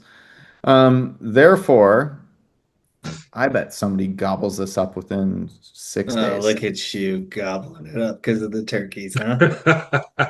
Gobble, gobble, gobbling it up. I'm gonna go 9 days. 9 days Okay. till it goes contingent. Let me write down the property address. So then I got it. So I'm not like, what was that one again? Harmon You'll see Road. the deer and you're like, oh yeah, Hey, Potosi. Potosi. Yeah, like what? Where is that? Potosi. All right, so 215. So then potentially, if you look at this, right, if we'll say it's going to go for 200, right? We'll say it goes for 10,000 an acre. All right. So if we go back to ours, and if this goes for 10,000 per acre, right? You have another 190 on it. So you have, what do we say? 292, right? Let me pull up my calculator, right? Plus another 190, right? So you potentially have here, you go 292 for all these, you go 190 for this, right? You potentially have $482,000 in sales Oh, do that math for me one more time, just for yeah, the 19 acre property. for the 19 acre. Yeah, that 19 So acre. yeah, all I'm looking at, we're gonna say this one sells for 200,000. Hmm. All right. I'm totally taking a guess here, right? It's on market, right? This might not be the best comp because it hasn't sold. All right. But let's just give that an idea because nothing in the area has sold anywhere around 20 acres. So I'm just guessing that Well, this one it's did sell for 180. You know, what was that? 20, was that 2023 or 2025? 2023, right? 2023. Okay. Yep. Now, of course, I So lost that listing. Here it is. that's it. Yep, here it is. Yep. So this sold back in 2023, right? For 180. I would imagine that now it would probably go for 200. Mhm. That would be my guess. And also too, it is literally hitting like prime time, like to sell to hunters. Like now is the time to sell. And it's already, I will give you a hint too. It is already quote unquote turnkey for hunters because it has a shooting range that is already pre-set up. Not like it's hard to put a bench out there, guys, but it's already pre-set up. There's already a tree stand there. There's this is called a box blind. There's already a box blind there. You could potentially negotiate in a tractor into it, right? Like it is quote unquote turnkey. There's RV power on there, right? It's potentially quote unquote turnkey for a hunter. So this, I imagine, will go probably pretty quick, and I imagine that it'll probably go pretty close to listing. Another Well, stand. I just looked it up myself because I didn't look at this when you were scrolling, but in 19 hours, it's got 83 views and 13 saves. I mean, one of Oh, those is me, but yeah. Yeah, but I'm But saying still, I mean, that is 81 views. Like, 83 views. Well, I guess minus mine, but yeah. yeah. I mean, if you look up some of this other, I mean, 6 days, 469 views, 53 saves. Like, what? Land is moving over here. Like, that's crazy. Those are great numbers for 6 days. Mhm. Steven's over here screenshotting, going, I need to call these guys. Maybe, right? I mean, so you asked me to do the math through here, right? Did that make sense how I kind of gathered that math? yeah, almost in a comp style format. Found something similar after you broke and subdivided everything down, Yep. 19, 10, and then sort of just use the numbers price per price per acre, and then multiplied it by the one that you were able to develop, and then added all those numbers up to see what you could totally get. And would you be Correct. selling those subdivisions individually, or would they come as the whole property? I Like, would try and sell them individually because that's how you're going to get the most profit off of it. okay, Because if you sell, like, say you sell all of these, say you sell all the Think about smaller like ones, Costco. Costco, exactly, right? So they're going to want it for a package deal. Hey, I'll buy all five of these, but I want a deal on them. Instead Mhm. of, I forget what I say, how much per acre for those, would I say? Those were seven. The ones down Seven. below the Okay, are cool. seven. Yeah. So instead of 7,000 per acre here, I want them for six. I mean, maybe that I'd makes say five. sense, Yeah, yeah. or 5,000 acre, right? Or whatever that may be. So ideally, if you sell them to different people, you're going to get the most amount of money for them, right? One thing that I might look at here, what would be an even better play than this? Do you guys mind if here, I'll just pull up another one. I'm going to show a separate one. Here's what I would look at on this. Did And you this ever look at might be a topography and stuff? no, no, no, no. I'm gonna look. I mean, topography would be good to look at too. Let's have a I gander just at want to that. know what that if that's a road in the middle there, where there's a house or a structure or what's going on. Yeah. Well, it looks like this is some sort of house or something. Yeah, I suppose we could also take a look at the actual listing for it. Oh Let's, yeah. let's check this out. Collins Landing, deer. Do you see where I'm trying to go with this? Here's a little topography map. Here's that map. Okay, cool. So he has a little container, which I don't know. I mean, if I'm a hunter, cool. That means I have storage already on there. A little spot for an RV, a little overhang too, so then he doesn't, RV doesn't get beat up. A little spot for camping fire, a little area there. This is the wife's touch right here. These string lights are the wife's touch, right, Camilla? Am I wrong? Nope, they're right. All right, perfect. It's for when he convinces the wife to go out there 2 times a year. Um, so what oh, no bino deer? That's cool. Um, cool. So not some, there we go. That's Oh what you yeah. want to see is bigger horns. You don't really want to see this. Whatever. And this has been on market for over a year, huh? I don't know. That I was need our to, that was our parameters, wasn't it? We put over 12 months. yeah, I can't believe this. There's no way. 6 days. Well, Oh, it's 12 months or less. That's why. oh, But no, I mean, look though, it was tried for sale for a few months last year. Took it off. okay. Really surprised that that didn't sell before, well, before hunting season. Hmm. So, I mean, let's take a look here. 6 days. Well, did Here's you how check I out the would. views on that one? 400 and something. That's what I mean. Like, land is Dang. hustling. Here's what I would do if I was taking a look. I don't want that one. I want this one. All right.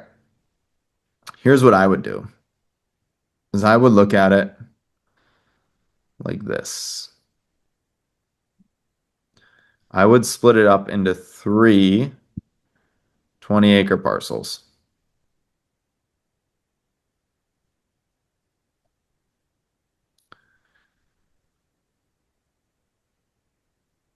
This is what I would do.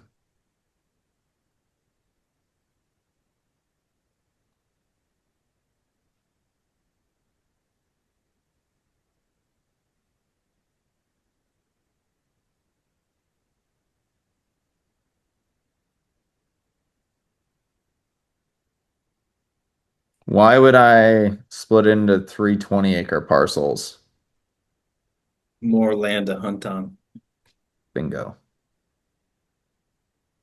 That's how I would split it up right there. And from 200 times that by three, bam. Hmm.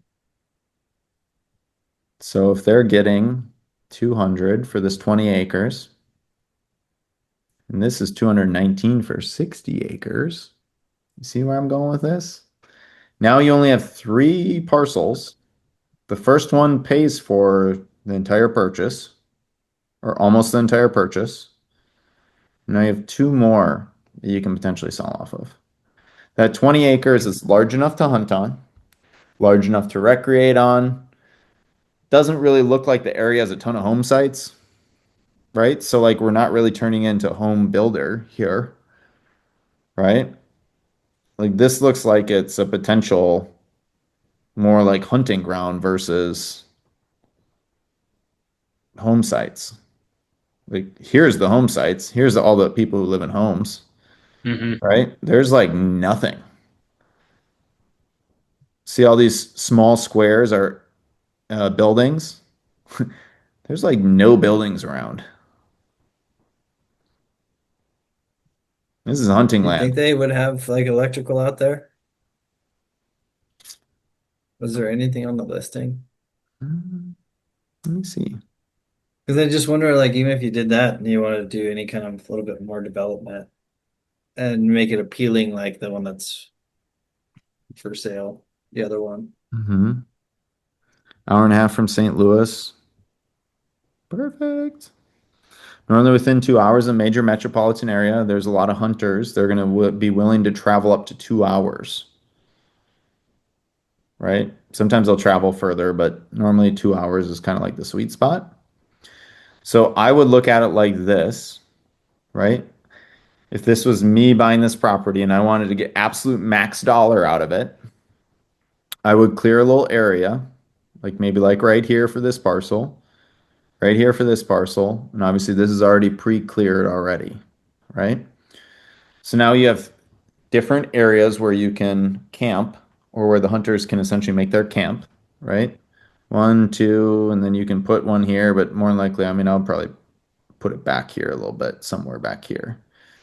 Um, but you can make certain areas where they can camp or get their whatever they want, right, out of it. But then I would also too, I would potentially go in through here, clear like a little mini trail through some of these. Because if you look on here, see these trails going through, trail going Mhm. through, trail going through, right? That is what hunters want to see. They will pay a premium. So if you wanted, you potentially put like some trails going through here, maybe put up a couple of tree stands or 200 bucks a piece. Throw two in each one, right? One here, one here, one here, two, four, 600 bucks. In return, you'll probably get a couple of grand more per parcel.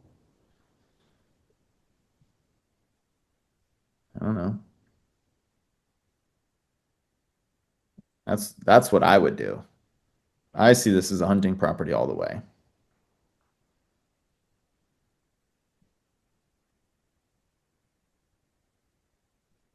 That's interesting. versus this. Can you squeeze more per profit out of this? Yes, but your buyers for 8 acre super skinny, these are, I call them cigarette lots, right? Where it's long and skinny. Those buyers are going to be fewer and far between, right? Because you can't hunt this. Yeah, you got 8 acres, but you only have 160 feet wide. Like, man, you got to really be praying that that deer comes straight through right where your parcel is and hope that you can get it on the spot and not it doesn't run four neighbors over and then die there. Right now, it sounds bad, but it's hunting, right? The deer are going to run a couple hundred yards sometimes before they pass, right? So now all of a sudden that's going to be much harder versus if you go something like this, right? Like, okay, you have one neighbor, they're probably going to let you go track the deer, right? But if you shoot it right here, right, it might go here and still die on your property, right? Mm. I know sounds sometimes morbid depending on if you're a hunter or not, but these are all things that hunters will look at for sure, right? No hunter is going to buy any of these lots. They'll buy this one, but they won't buy any of these. Who would buy those? In this area, no one. If I'm being honest, Okay. that area, no one, unless you have like, I mean, a homesteader. That's who would buy these lots. People who want a piece of land and a little bit of home and put a home on it. But this would not be like the best use in my mind to put that on. Just because you can doesn't mean you should. Got you. Right? Got you. Just because you can doesn't mean you should. This is probably way better. You'd probably sell these really quick. You'd probably sit on these five for years Mhm. because you have to look around at what else is around it. Okay, there's a whole bunch of small homes here, but these buyers, these are just here you go. Somebody made a subdivision in through here, but then never built on it. Look at all these plots, parcels. Look at all these. But no one ever built. There's some homes, but nothing in here. Nothing over here. Just because you can subdivide it, somebody lost their butt on this. Somebody spent a lot of money to get all these things subdivided and these roads in, and no one's building here. I see a lot of those in Mhm. a lot of different areas, and people are just holding on to that land. Nobody's trying to even sell it. They're just willing to pay property taxes on the land for as long as they want. Sure. But is this a sign of a person not necessarily understanding the market in that area? Well, potentially.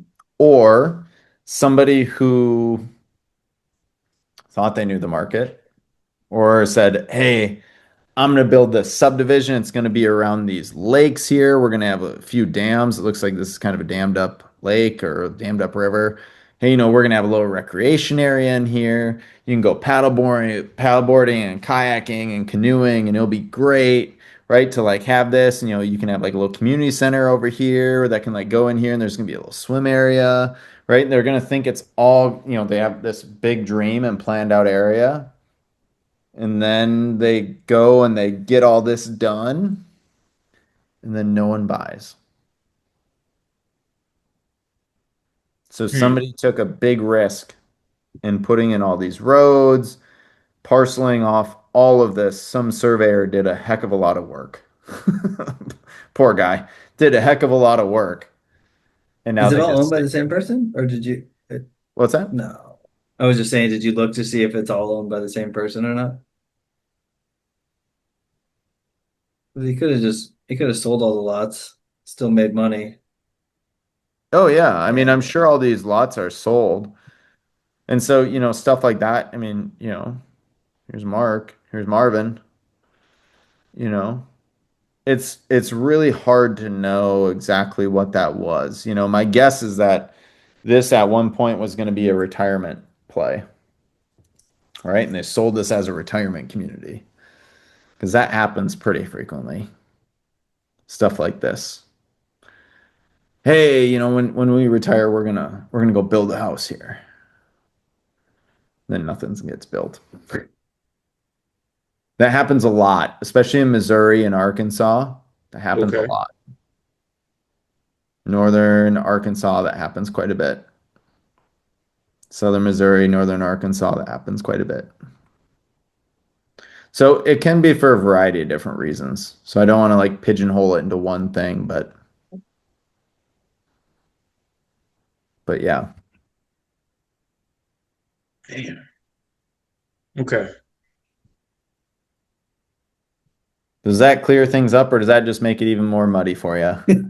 I yeah. thought this was great. I mean, I thought it was great to actually see an example of how it's done, at Yeah, least just the concept of it, and then sort of coming up with numbers. It would be interesting to see how you actually underwrite it or what the process that's required to actually present this to the county sure.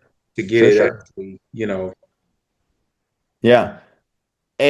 I'm actually surprised that I randomly chose one that actually might actually work out. First off, like I probably have like looked at, I don't know, over 100 parcels that I thought had potential that I would look like this and then kind of figure out how I want to split them and then look and do the math and they came nowhere near accurate, right? Where it's like, split up value is 800,000. They wanted 1.2 million. You know what I mean? Like where it actually makes sense is so few and far between. The next piece of it is obviously is then like calling the county, right? So the next piece, as soon as you find something, call the county, confirm with the county, and the county might say, well, actually, the town of Polski, whatever that Petoskey might actually have jurisdiction over this, or this Aputus, whatever Aputus, whatever that is. Look at all these. Interesting. 172 acres? What? Some weird geography over here. Look at this thing. 54 acres of a cigarette. Sorry. I got distracted there for a quick minute because that's really weird plotting there. But the county might be represented on this. It might be the city that has jurisdiction over this. They might only, like another thing that you'll run into too, right, is we looked up that 3 acre thing. They also might have a ratio ideal, right? So it might be 3-to-1 ratio, right? Like that's what it is in the Indiana county that I have. It's a 3-to-1 ratio. So for every 3 feet of length, you have to have 1 foot of road frontage, right? So you don't get the skinny cigarette lots, right? Like what we have here, right? 2,000 feet long and 169 feet wide, right? I mean, you can throw a baseball across this, right?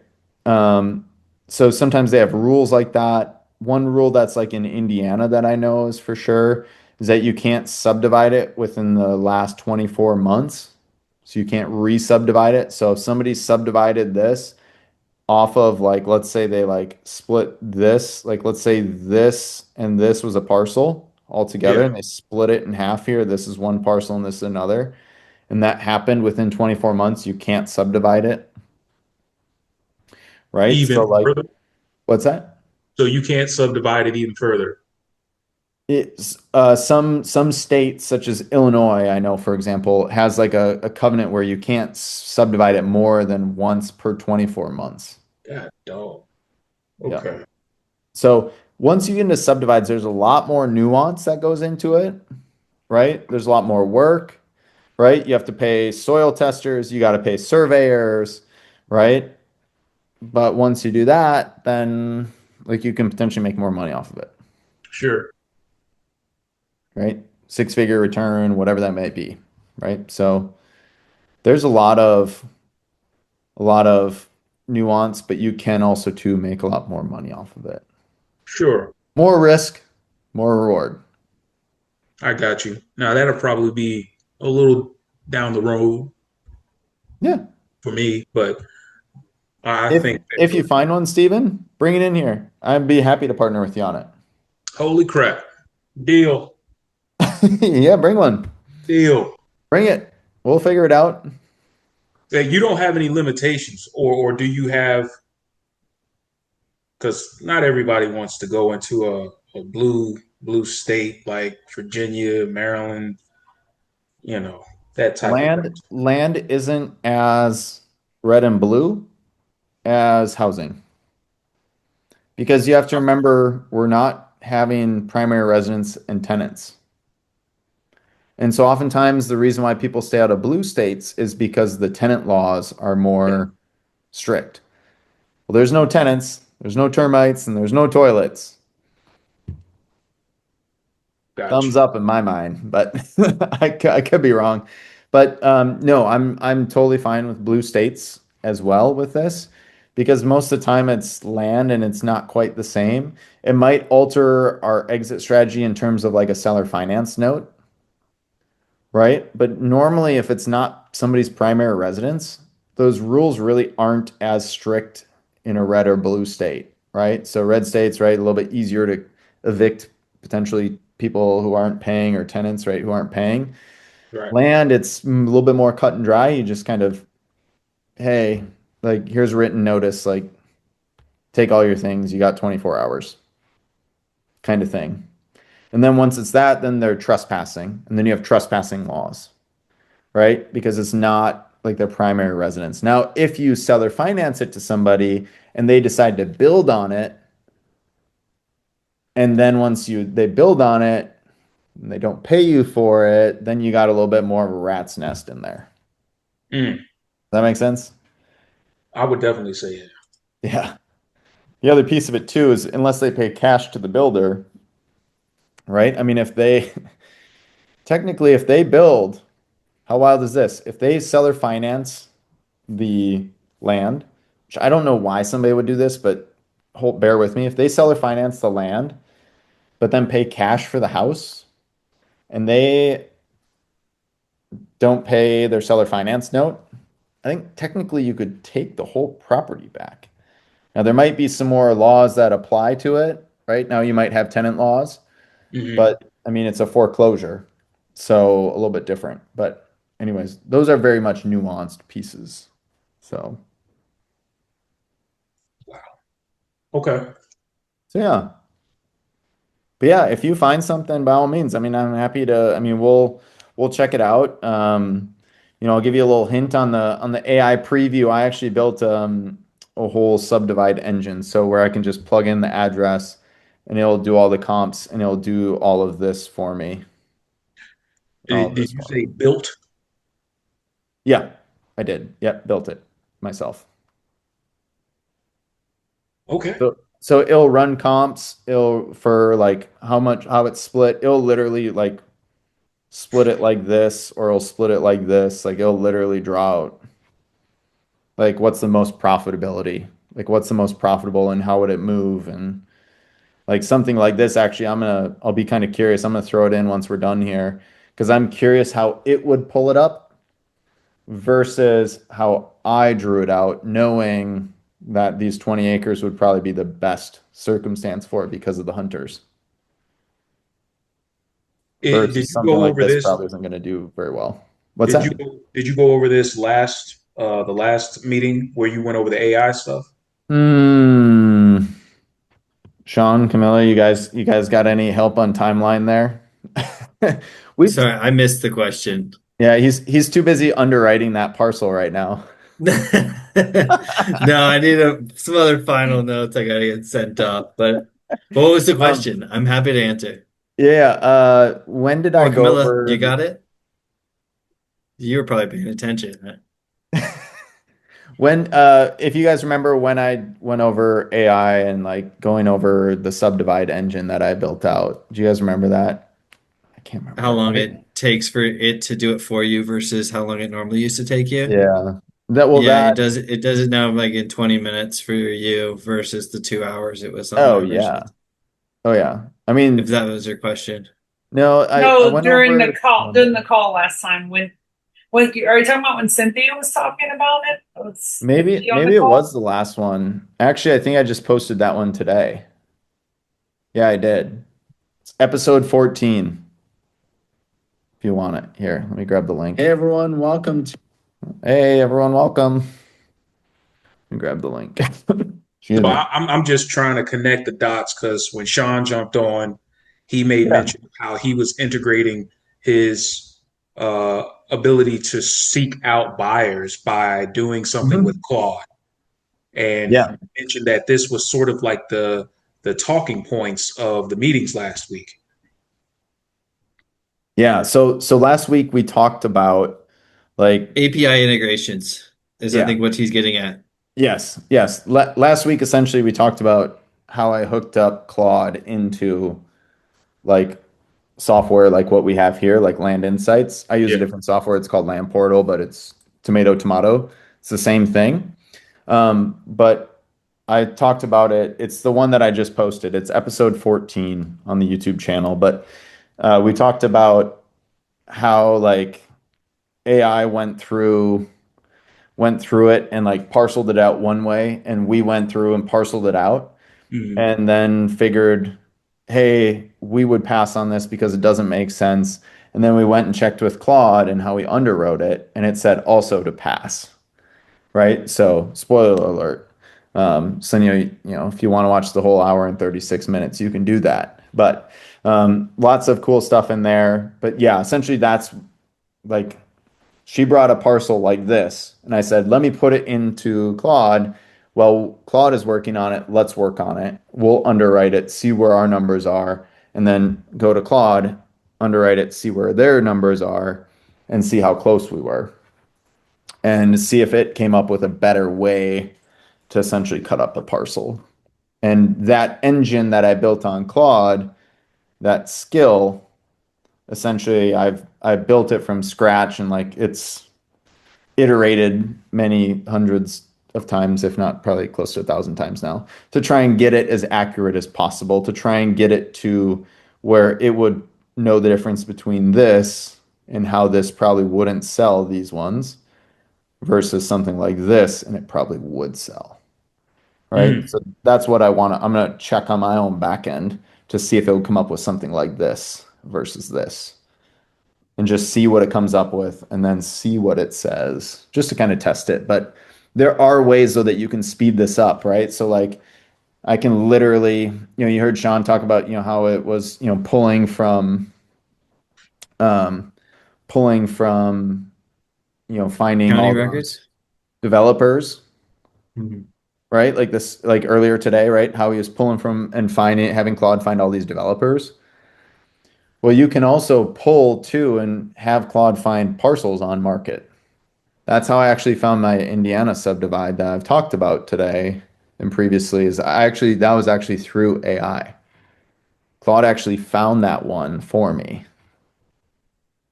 And then I ran it. It looked like the numbers would work out, negotiated back and forth probably over the course of almost a month. Finally got to numbers where it would work, and then we moved forward.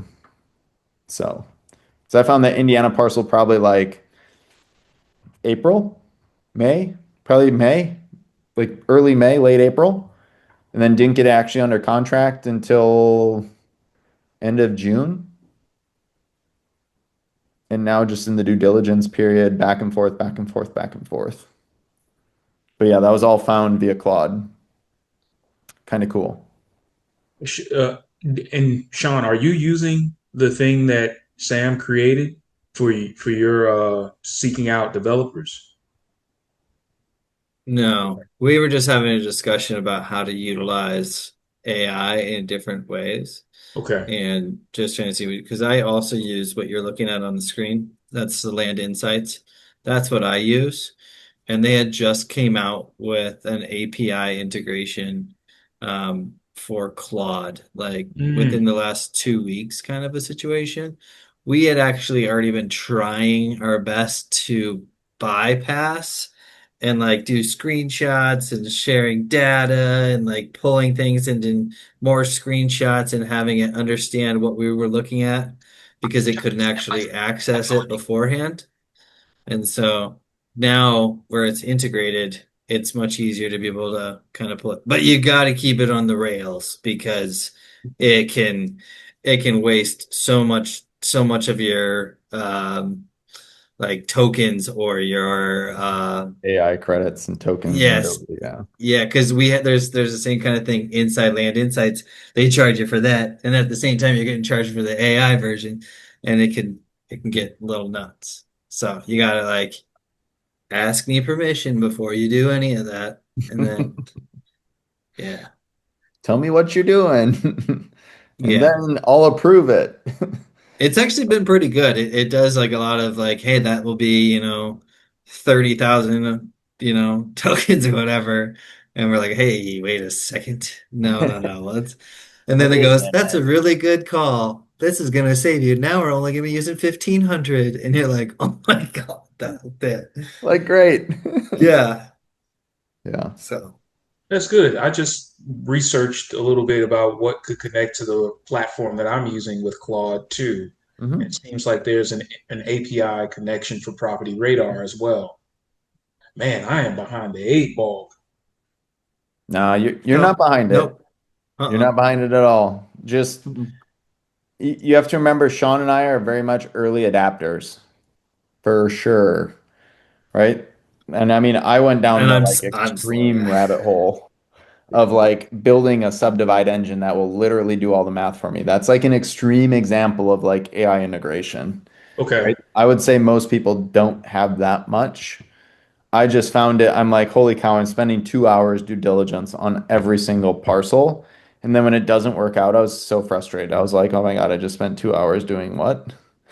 And now I have Claude do all of that in 20 minutes while I'm doing another task. Yeah.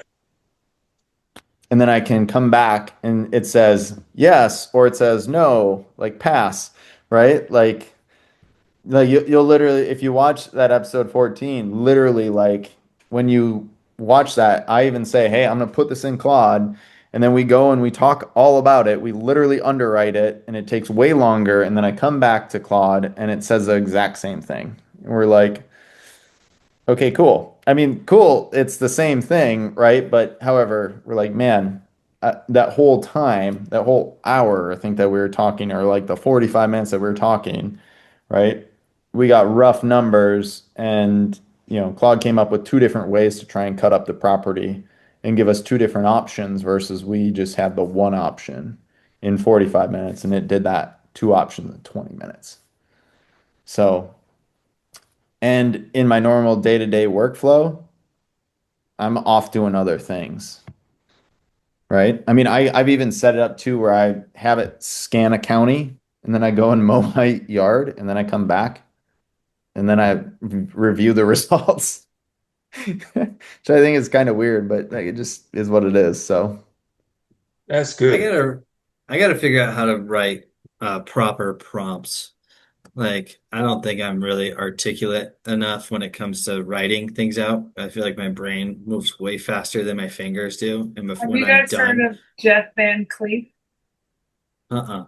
You guys need to look up his stuff because what you're already doing, you're doing all this work. He teaches you how to do it he says, you just built files. Yeah. That's all he says. And then you integrate so you don't use all your tokens. And I talk about him to other people because he breaks it down. And most of the stuff that people would charge for like $500, he teaches for free. And then obviously the big stuff he would pay like $20,000 for because that's what he's teaching to big corporations. But to us regular folks, he says he teaches free. He says everyone should know how to use this. And it's just building files. You build one big folder and you put all your prompts, your MDs all in there, and then you implement that into Claude. Is that him? I just He's put up kind of a his wild YouTube looking channel. guy. He's really fun. Jeff Van Cleef. I should have written his name. Jeff or Jake? Jake. Sorry, Jake. Jake Van Cleef. Okay, I It's was like Jeff Van CLI. Cleef Yeah, yeah. It's Jake. came I up with think I've said some. that many times, but yes, Jake. He's wild, but My name he is has Jeff. he has a school, call it school account, and most of his stuff is free, and you can learn it pretty quickly if you have time to spend it. But what you guys are talking about, I think you would mostly benefit. I'm still trying to learn it, but you would mostly benefit because you guys are kind of right in the thick of it, and you've already touched some stuff. But I think it would speed up what you're saying, and you wouldn't use all your tokens. Does he use skills like Claude's skills? Is He that uses his all of code? that. He breaks it down. He uses VS Code to do some of the folders. Okay. He uses a lot of things. Yeah, But yeah. when he's speaking to the normal people like me, like I'm like, okay, VS Code, I can understand that. But yeah, you just look up his stuff. He's on the internet, and I truly think he's trying to teach people stuff for free so they can know what they're doing and not buy. He's like, you shouldn't be building agents. You build folders and systems, and Hmm. that will do the work once you connect it with Claude. So Yeah, just that was because I hear you guys talking. I'm like, oh, we're not like spending too much time on it because the way he talks is once you build your system, you won't have to. exactly. So I've kind of started to go down that rabbit hole. So I built the skills of how to underwrite the parcel. And then I'm gonna dive really get like super nerdy here for a second. And then I had the skill file written in Python code, which is doesn't take AI tokens. It's just like on your computer, right? Of how to do it. And then I integrated that into the CRM that I'm building. And so now it can underwrite a parcel, like a preliminary quick underwrite without using any AI. And now I don't have to put it into Claude in order to underwrite it.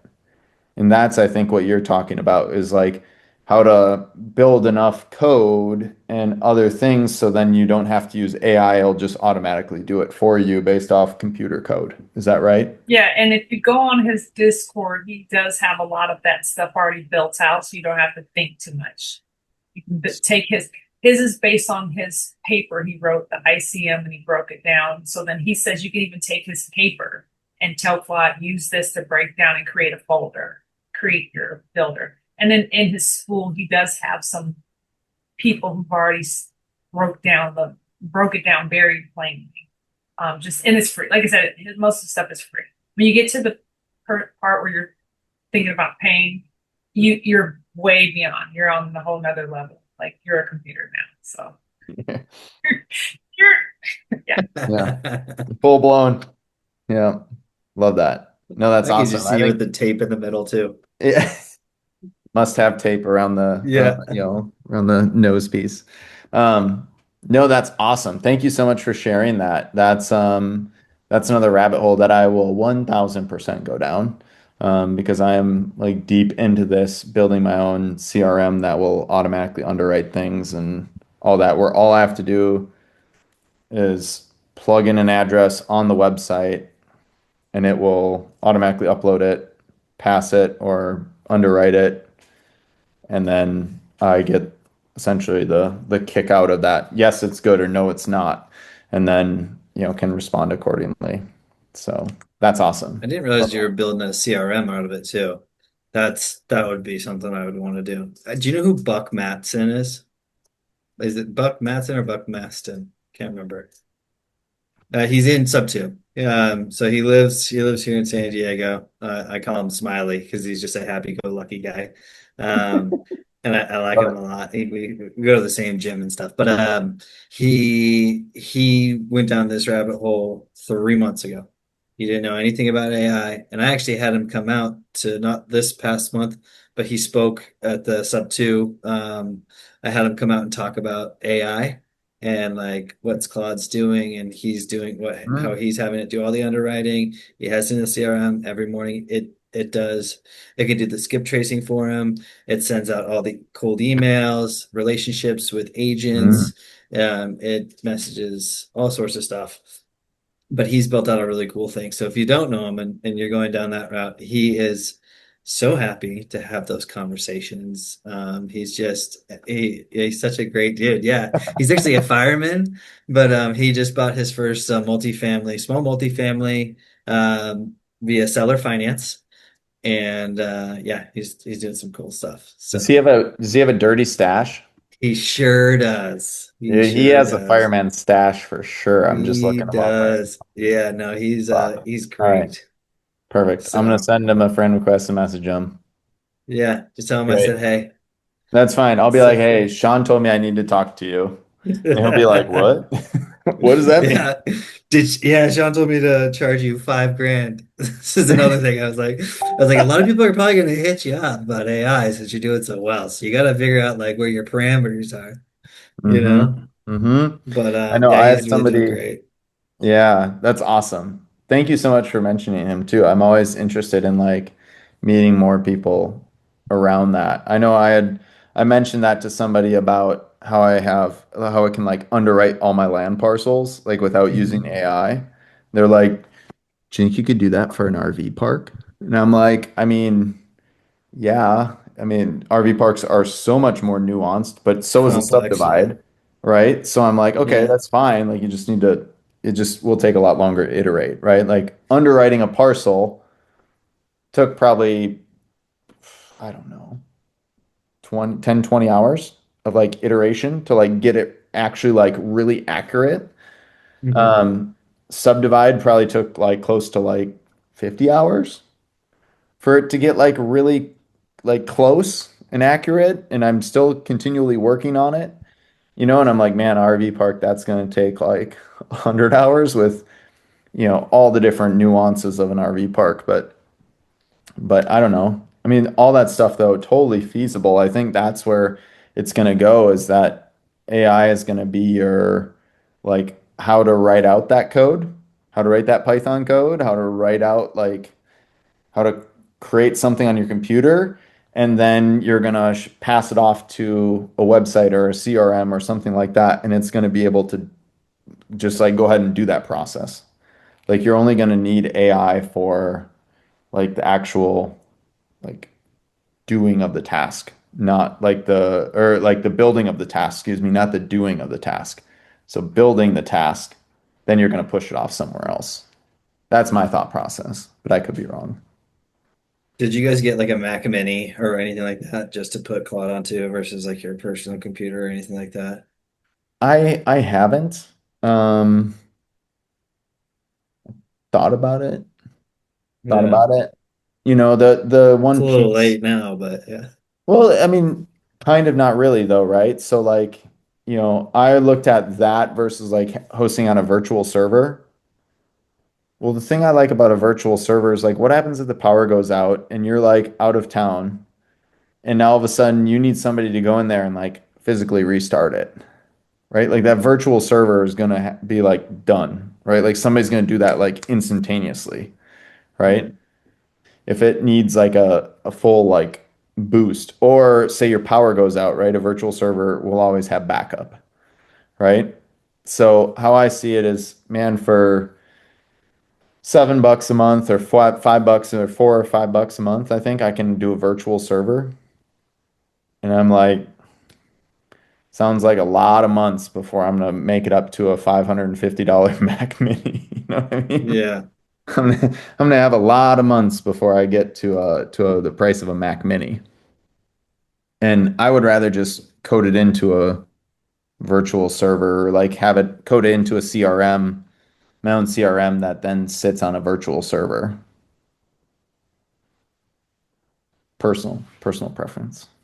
Yeah. Because then also too, then I'm not solely responsible for being able to tap into it, right? Then other people can also tap into it as well.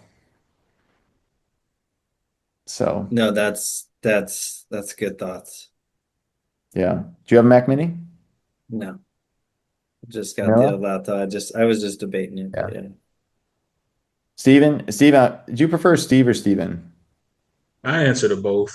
I Okay. don't make any qualms about that. My Mac Mini's old though, so Okay. So you had a pre-existing one. Do you use it solely for AI? I use it for everything because I didn't like the computer going right now is an old iMac I got for like $200 just to have to sit around. Because Okay. I live near Chicago, so you can go get people like sell stuff for nothing, just go find it on Facebook.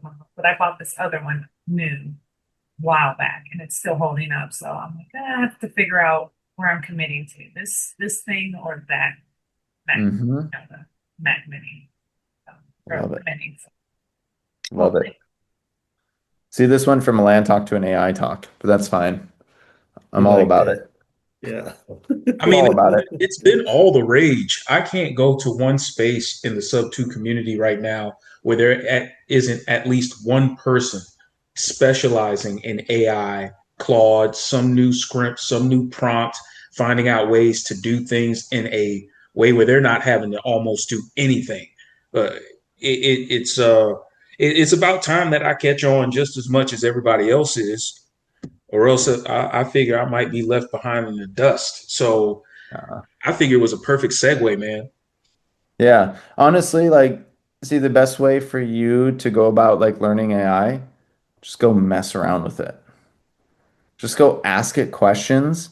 Like literally pull up a parcel tonight or tomorrow, right? If you're already mind blown here today, but pull up a parcel and say, hey, like, I'm interested in this parcel. Can you underwrite it?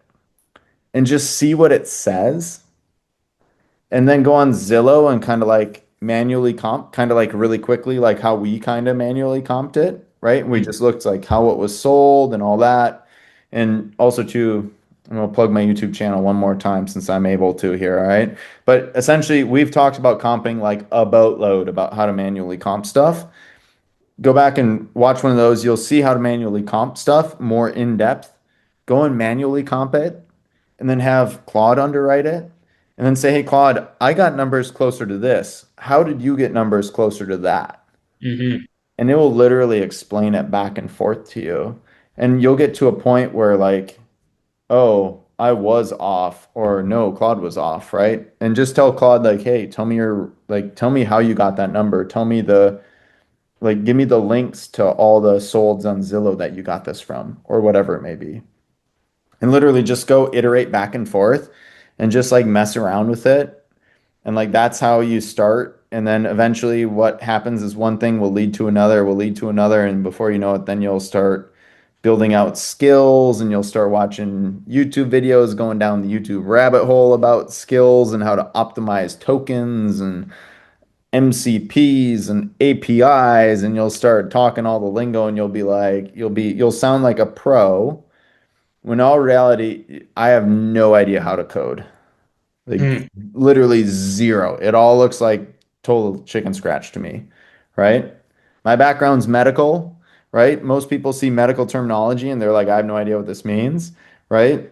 I know what medical terminology means. I have no idea what coding means. That is not my domain. But however, somehow I was able to create a whole underwriting and subdivision like skill, and now I'm able to build a CRM just by talking to it in plain language. Hey, I think I want to build a CRM and I want it to include this, this, this, and this. Right now I'm using this CRM, but it doesn't include this. And then I was looking at this CRM and I really like this feature in it. Can you build one that combines all of the above? I want it to have this, this, and this, but I don't necessarily need that and that, this and that, right? And it'll literally like start building it. And you might say, give me other ideas of what other land investors would use in a CRM. Mm. And then all of a sudden, boom, it starts like literally listing things out. Do market research. Tell me what features would be worth like like replicating and what ones wouldn't be worth replicating. And before you know it, then you have then you're way down the rabbit hole and then you're figuring out how to optimize a CRM and how to create seller notes and how to track seller notes on a CRM and all sorts of fun things that you haven't quite gotten to, but you're like, oh, this sounds cool. You know? Um, The but ADHD is on fire. what's that? I said the ADHD is on fire. Yes, that's right. That's right. The ADHD is just totally on fire. Or the ADD, I should say, is totally on fire. But the point being, go start and figure out how to underwrite and then build what's called a skill to help you underwrite, right? You asked earlier to bring kind of full circle for you, right? Like originally leads are the issue, right? And then once you get enough leads, then underwriting is the issue. Well, I had leads, but I didn't know how the heck to underwrite them. And it was taking me 2 hours to underwrite a single parcel because I didn't know what the heck I was doing, right? Then it took me an hour to underwrite it, and then 30 minutes, and then 20 minutes. And I'm like, okay, this is still great, but I'm still, I can do what, 6 parcels in a day, right? Before my brain is totally like fried. And I'm like looking at the screen and starting to confuse numbers, right? So I Mhm. had more leads than I could underwrite. So then what did I do? I figured out a way to help speed up the underwriting, right? Now I'm at a place where now my underwriting is really sped up and I can handle more leads. I just don't have them yet, right? So now my goal again is now to build up that lead again because now I can have AI or excuse me, this Python code now totally do it without AI, but it does it really, really accurately. It's within 1%, right? So like, cool, I'm there, right?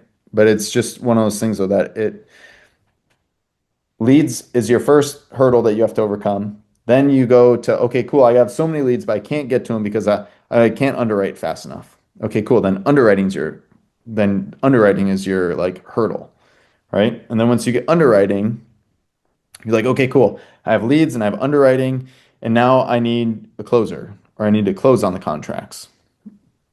Okay, great. Then you get a closer, or you close, or you automate the first front end process and then you close on them, right? And then it's contracts, and then it's Dispo, and then it's seller finance notes, or whatever that may be, right? Or then maybe it's scaling into like larger subdivides. But, whatever that issue is, figure out how to do it manually, and then figure out how you can repeat the process over and over and over again, and then move on to your next hurdle, right? And then whatever that hurdle is, right? Now figure out ways to help figure out like the efficiency of that hurdle, right? So I leads were my issue originally. Then I had enough leads, but then I couldn't underwrite them fast enough. And so then I built an underwriting skill or underwriting engine on Claude. I call it an engine, underwriting on Claude. So now I got rid of that hurdle. Now leads are my issue again, right? Because now once I stop that, okay, now I caught up on all my leads all of a sudden, right? Because now it can underwrite a parcel in 30 seconds. What used to take me 20, 30 minutes now can take 30 seconds. Holy crap. Now what? I can rip through those 6 parcels that leads that, I would get a day. Okay, great. Now I need more leads. Now I can go through like 200 leads or 100 leads in a day, right? Now my issue is leads again, right? And then I can filter out what's good and then I can close, right? Or start working on contracts and closing those, right? And then if in my case, right, I found somebody who I want to partner with to help close, right? And we're kind of in like a trial period and seeing how that partnership works out. And then once if we can get some closed, right, and that works out really well, then I'll just keep working on lead generation and then it'll go into my underwriter automatically, right? And they'll automatically underwrite, no problem. And then they'll go to my closer, right? Mm. And so now my problem again is getting more leads, more leads, more leads to feed the machine into more underwriting, to feed the machine into more like leads to close. Hopefully that makes sense. But that's how I view the business is like figure out what your hurdle is, and then see if you can overcome, like, how can you automate or get over that hurdle? And then figure out what your next hurdle is, right? And then go and figure out that process. Figure out how can you overcome that, and then the next one, and then the next one, and then the next one. And eventually what you'll have is you'll start going down the rabbit hole, or you'll not even the rabbit hole, you'll just figure out what your business needs next, right? My problem then became that I was using up too much Claude tokens. And so that's literally why I went and built a CRM. That's literally the reason why I went and built that, was because that was my next hurdle. Getting parcels, it was underwriting them, but now I was maxing out my limits. Okay, upgrade my subscription. That's the easy button, right? Upgrade my subscription. And now, holy crap, I'm still like kind of getting really close to burning it out every 5 hours, right? Because it has a 5 hour limit. Okay, crap, now what do I need to do? Well, what if I put that into my own CRM? And then that way I don't even have to work. Then I get nowhere near the 5 hour limit anymore, right? I'm like 10% of my 5 hour limit because I'm only doing the more complex subdivides on there. And you said your CRM is what? I built it all from scratch. Not It's stuff. Fugazi. It doesn't Fugazi, exist. it's a great, that's great. Let me see if I can pull something up here that won't give away too many people's things. I'm over here using Podio. That's okay. You heard? Did you hear him laugh? That's all right, man. I remember those days. You know what? I do. Me too.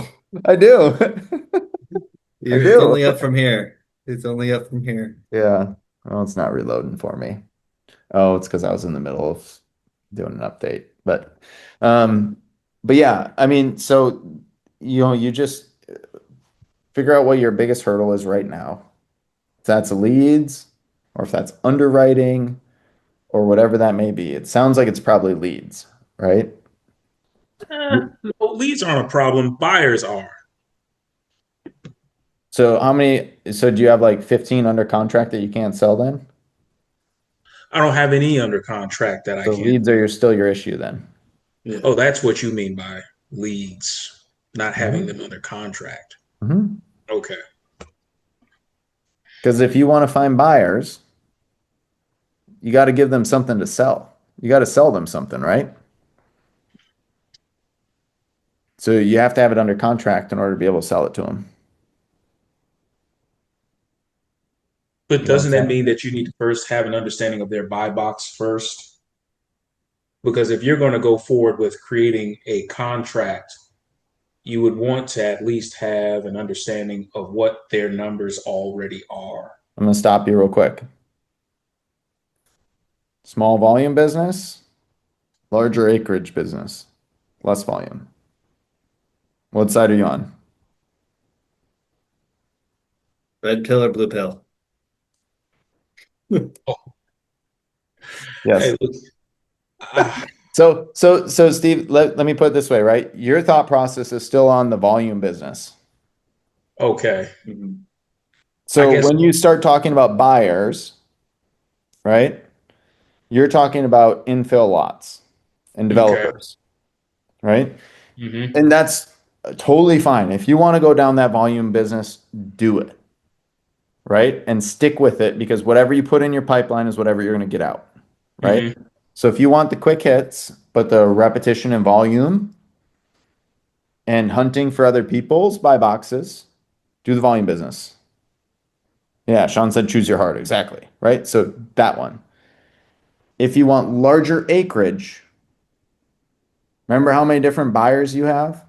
Developers, land bankers, recreational people, people Hmm. want to retire on land but really don't know, land bankers, right? Like you have all these different exit strategies. You're never hunters, right? As we found out today, hunters pay a boatload of money. Yes, I love hunters. They pay way too much for land sometimes because Hmm. they saw one deer with the big horns on it. They got all envious. But those buyers, though, they're one-time buyers. Hunters, recreators, they're one-time buyers. So if you put together buyer's list and spend all your time doing a buyer's list for people who want recreational, we'll say hunters, who want recreational 40-acre hunting tracts. Well, what happens if you don't find one in time and then all of a sudden you've been looking, and you spent 6 months looking for one and you finally found this awesome parcel that perfectly fits and they said, "Hey, Steven, that's awesome, but last week, unfortunately, I already bought something." And that's the only parcel that they're going to buy. They're going to pass that on to their kids. They're going to pass it on to their great grandkids, to their grandkids, their great grandkids, right? Like they're going to go and they're never going to buy another piece of land. Hmm. Is it worth putting them on a buyer's list and trying to find them and get a buyer's list for them? No, If no, they're not in one-time that. buyers, no, No. right? So if you're going small volume, build your buyer's list. If you're going larger acreage tracts, don't worry about those right now because your buyers are on the MLS. That's where your buyers are. Mm, They're looking at the hunting properties like I just looked at and got a little bit of drool rolling down when they saw the big bucks. All right. Those are your Big buyers. bucks, no whammies. Yeah. Exactly. But those are your buyers though. Those are your buyers. Are the people on Zillow who are scrolling right now at 9 o'clock at night when their kids are down and their wife's kind of doing her evening routine and he's sitting there on the couch scrolling through looking at hunting properties and watching TikToks and Instagram reels of people hunting deer. mm. Those are your buyers. Okay. Don't try and identify them. Put it on the MLS, market it towards that buyer. If you go hunting tracks, obviously, this is a very specific hunting track case, but like if you go the higher acreage area, put that on there. Exactly, Sean. Like big bucks. I cannot lie. That's right. That's What so is good. I going love on, that. Sean? What in the world? Love He it. has been Love he it, has man. been on it, boy. It's Crazy. it's almost 9 o'clock at night, like on a Monday, man. We're getting On it, unhinged. I man. love Like this. We're 3 hours We're deep, man. keeping you up. We're keeping you up. No, no, this is great. But does that make sense though? How it like you does. separate those buyers list if you go small volume, slowly, slow trickle of buyers list if you're going bigger tracks. Because all your buyers are on the MLS. All your buyers are on the MLS. The only thing you should really, really be actually looking at on market is subdivide properties, like what we just found today. Okay, so hold on. Let me ask you this, and this is probably one of my last questions for the night, at least. When you're going for bigger parcels, Mhm. are you always looking for your purchase? I mean, if you're planning on doing something with it, you look to buy them off the MLS. You never look for large properties off market. Oh, absolutely. I'll look for them off market All day. all Okay, day. All day. I will look at any property off market. We're talking non-commercial zoned properties, okay? But right. anything in that set, yeah, off market all day long. All day long. I'll take a look at that. On market, the only things that I'm really looking for on market are subdivide opportunities. Put yourself in a house or home investor, single family home investor, right? If Hmm. you buy something that was like recently redone, right? It was a fix and flip, and you buy at market price or slightly below market, and you go and try and relist it on the MLS, are you going to make much money off of it? For a single family, Yeah, and I just bought it just below market. yeah, right. Same with land, right? Versus if you buy a kind of a house that needs like new carpet, needs some new paint, some new appliances, new flooring, right? You're gonna get it at a much steeper discount, Hmm. and you add that money in, say it's 30 grand. In the land world, we consider that 30 grand to be like surveyors, soil testers, maybe some land clearing, right? You're doing improvements just like you would in a fix and flip. And now you're putting it back on the market for a higher price, just like the house, right? Flippers Okay. buy low, put some money into it, sell it for a higher price, make the profit. Same with Okay. land, right? So think about it in those type of terms. I think a lot of people don't think of land in quite that those same terms, but that's exactly how we need to look at it. It's just a slightly different asset class. So like if I'm looking at something on market, I have to be able to add some sort of value to it, right? So fix and flippers for single family homes can find houses that are on market, but then they negotiate it or the price is already way low, right? Where they know that they can add flooring, new ceiling fans, new appliances, a new patio, right? And build equity and then sell it at a higher price, right? In our case, in the land world, that's called the subdivide, Hmm. right? We're going to put a little bit of money into it, we're going to create more value, and then we're going to sell it off at a higher price.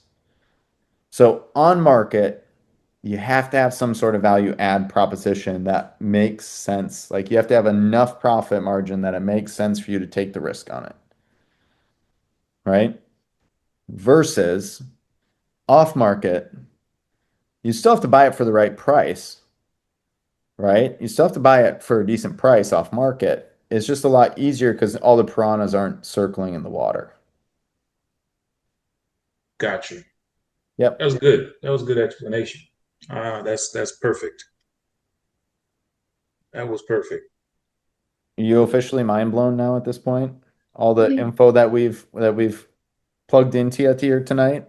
Oh man, the AI stuff is crazy. The AI stuff and writing your own scripts, needing to get into the prompts.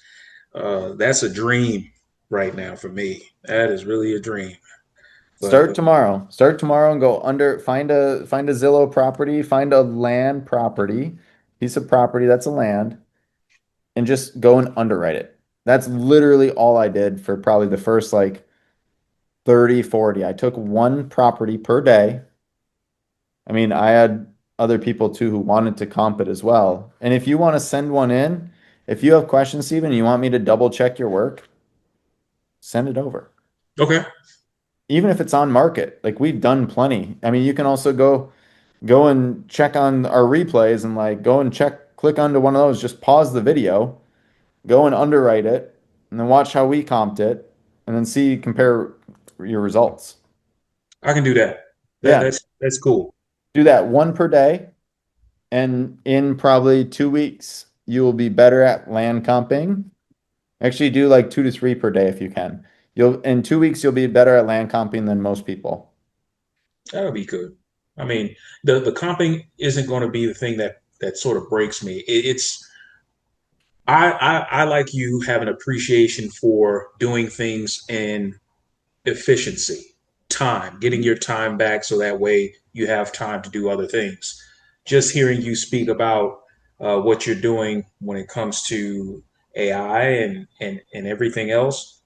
Uh, to be quite honest with you, when some I spoke to Austin Marvel a couple of like 2 weeks ago, I asked him if he could help me to sort of assess underwriting some sort of deal or a lead that I had.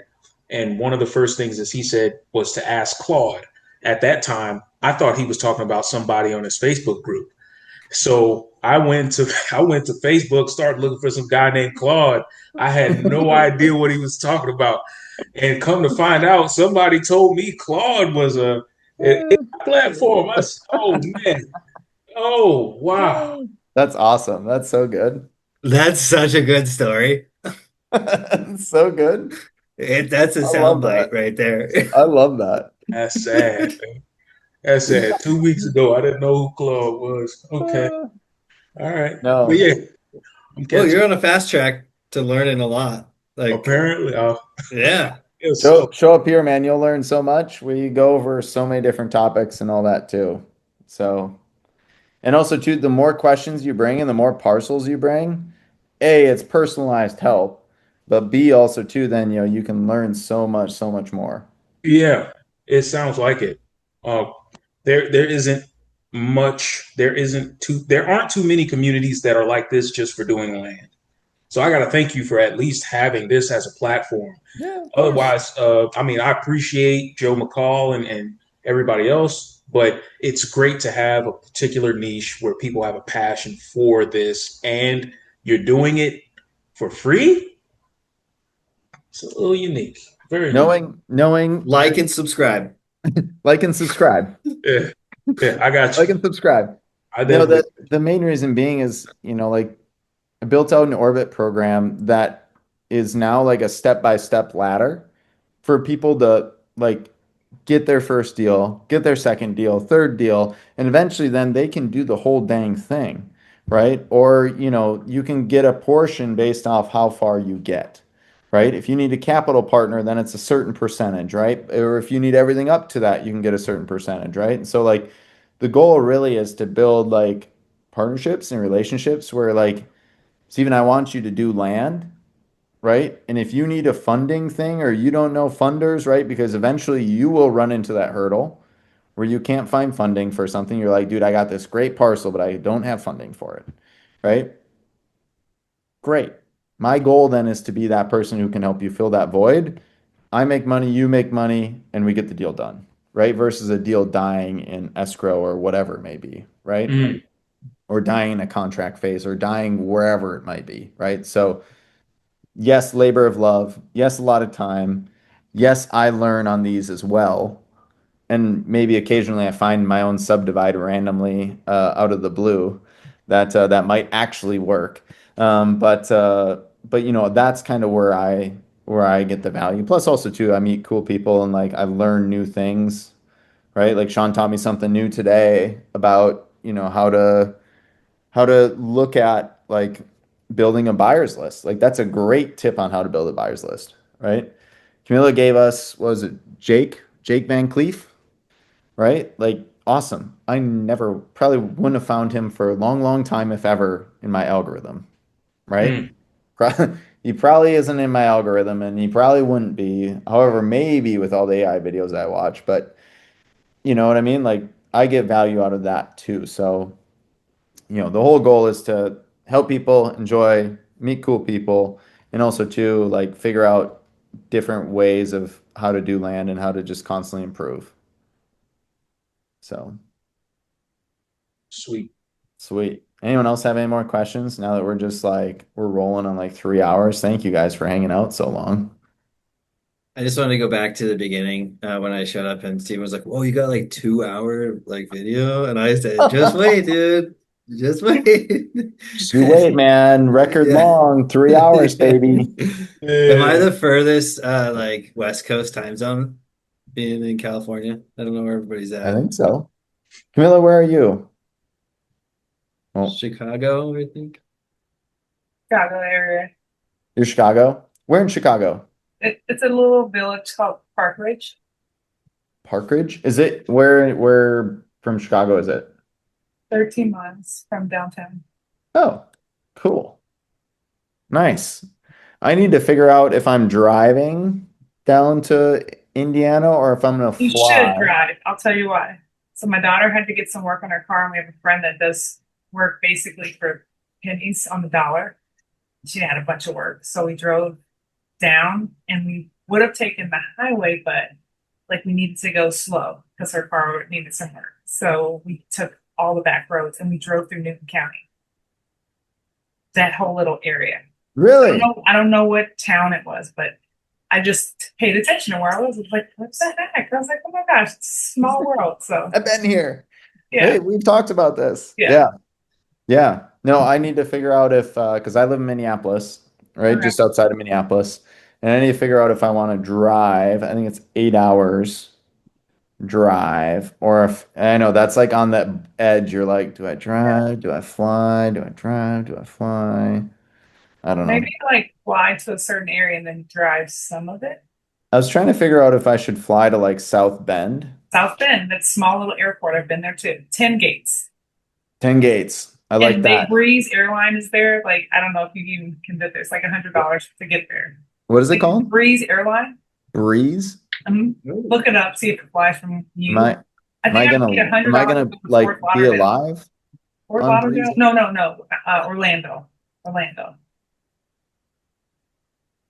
Am I gonna live? Are they gonna You'll make live. like a You'll live. okay? All right, just want just Makes check. me think about what happened to Spirit. And What and happened to Spirit? yeah. I've flown that too, and I would have said no.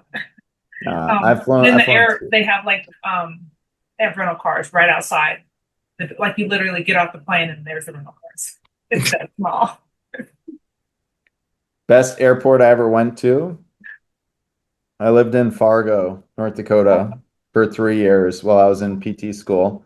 There's four gates, but they never use one. One is like totally like cut off, but they have four gates.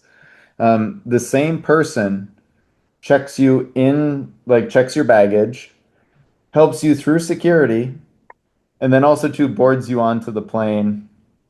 Same person. That's awesome. So it's like everyone checks their baggage, and then you wait outside of the security checkpoint, and then the baggage check-in closes, and then they come over, and then everyone goes through security, and then the security checkpoint closes, and then everyone boards the plane. It's like because there's only one person, so Yeah, like there's like three people working at yeah, the airport, right? It's like a police officer, that baggage person, and then someone on like the tarmac who like yeah. unloads the baggage, puts them on the cart, and then puts them on the plane. You know what I mean? So, anyways. But anyways, yeah, I need to figure out what's the best way to do that. But if I stop through Chicago though, I will for sure reach out if that's okay. Yeah, no And problem. and see if we can at least connect in person. That'd be great.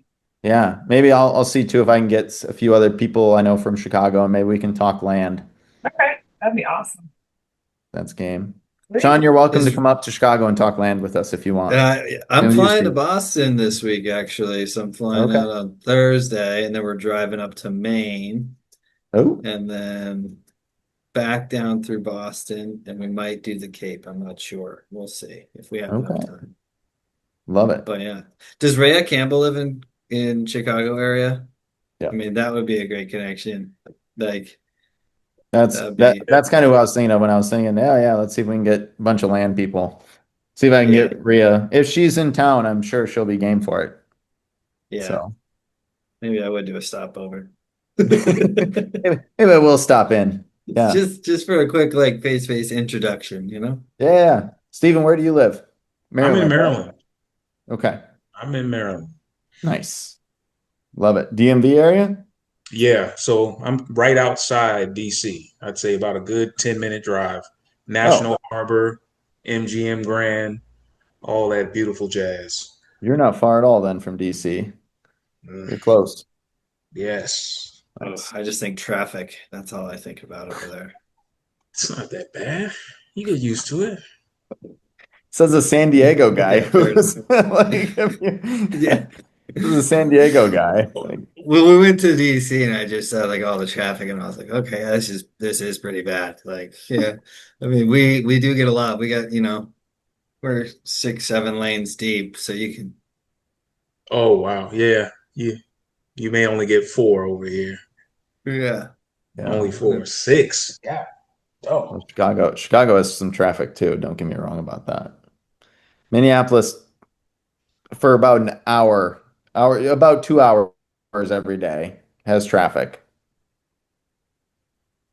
2 hour, like an hour or like 3 hours a day. 1 hour in the morning and then like 2 hours in the evening.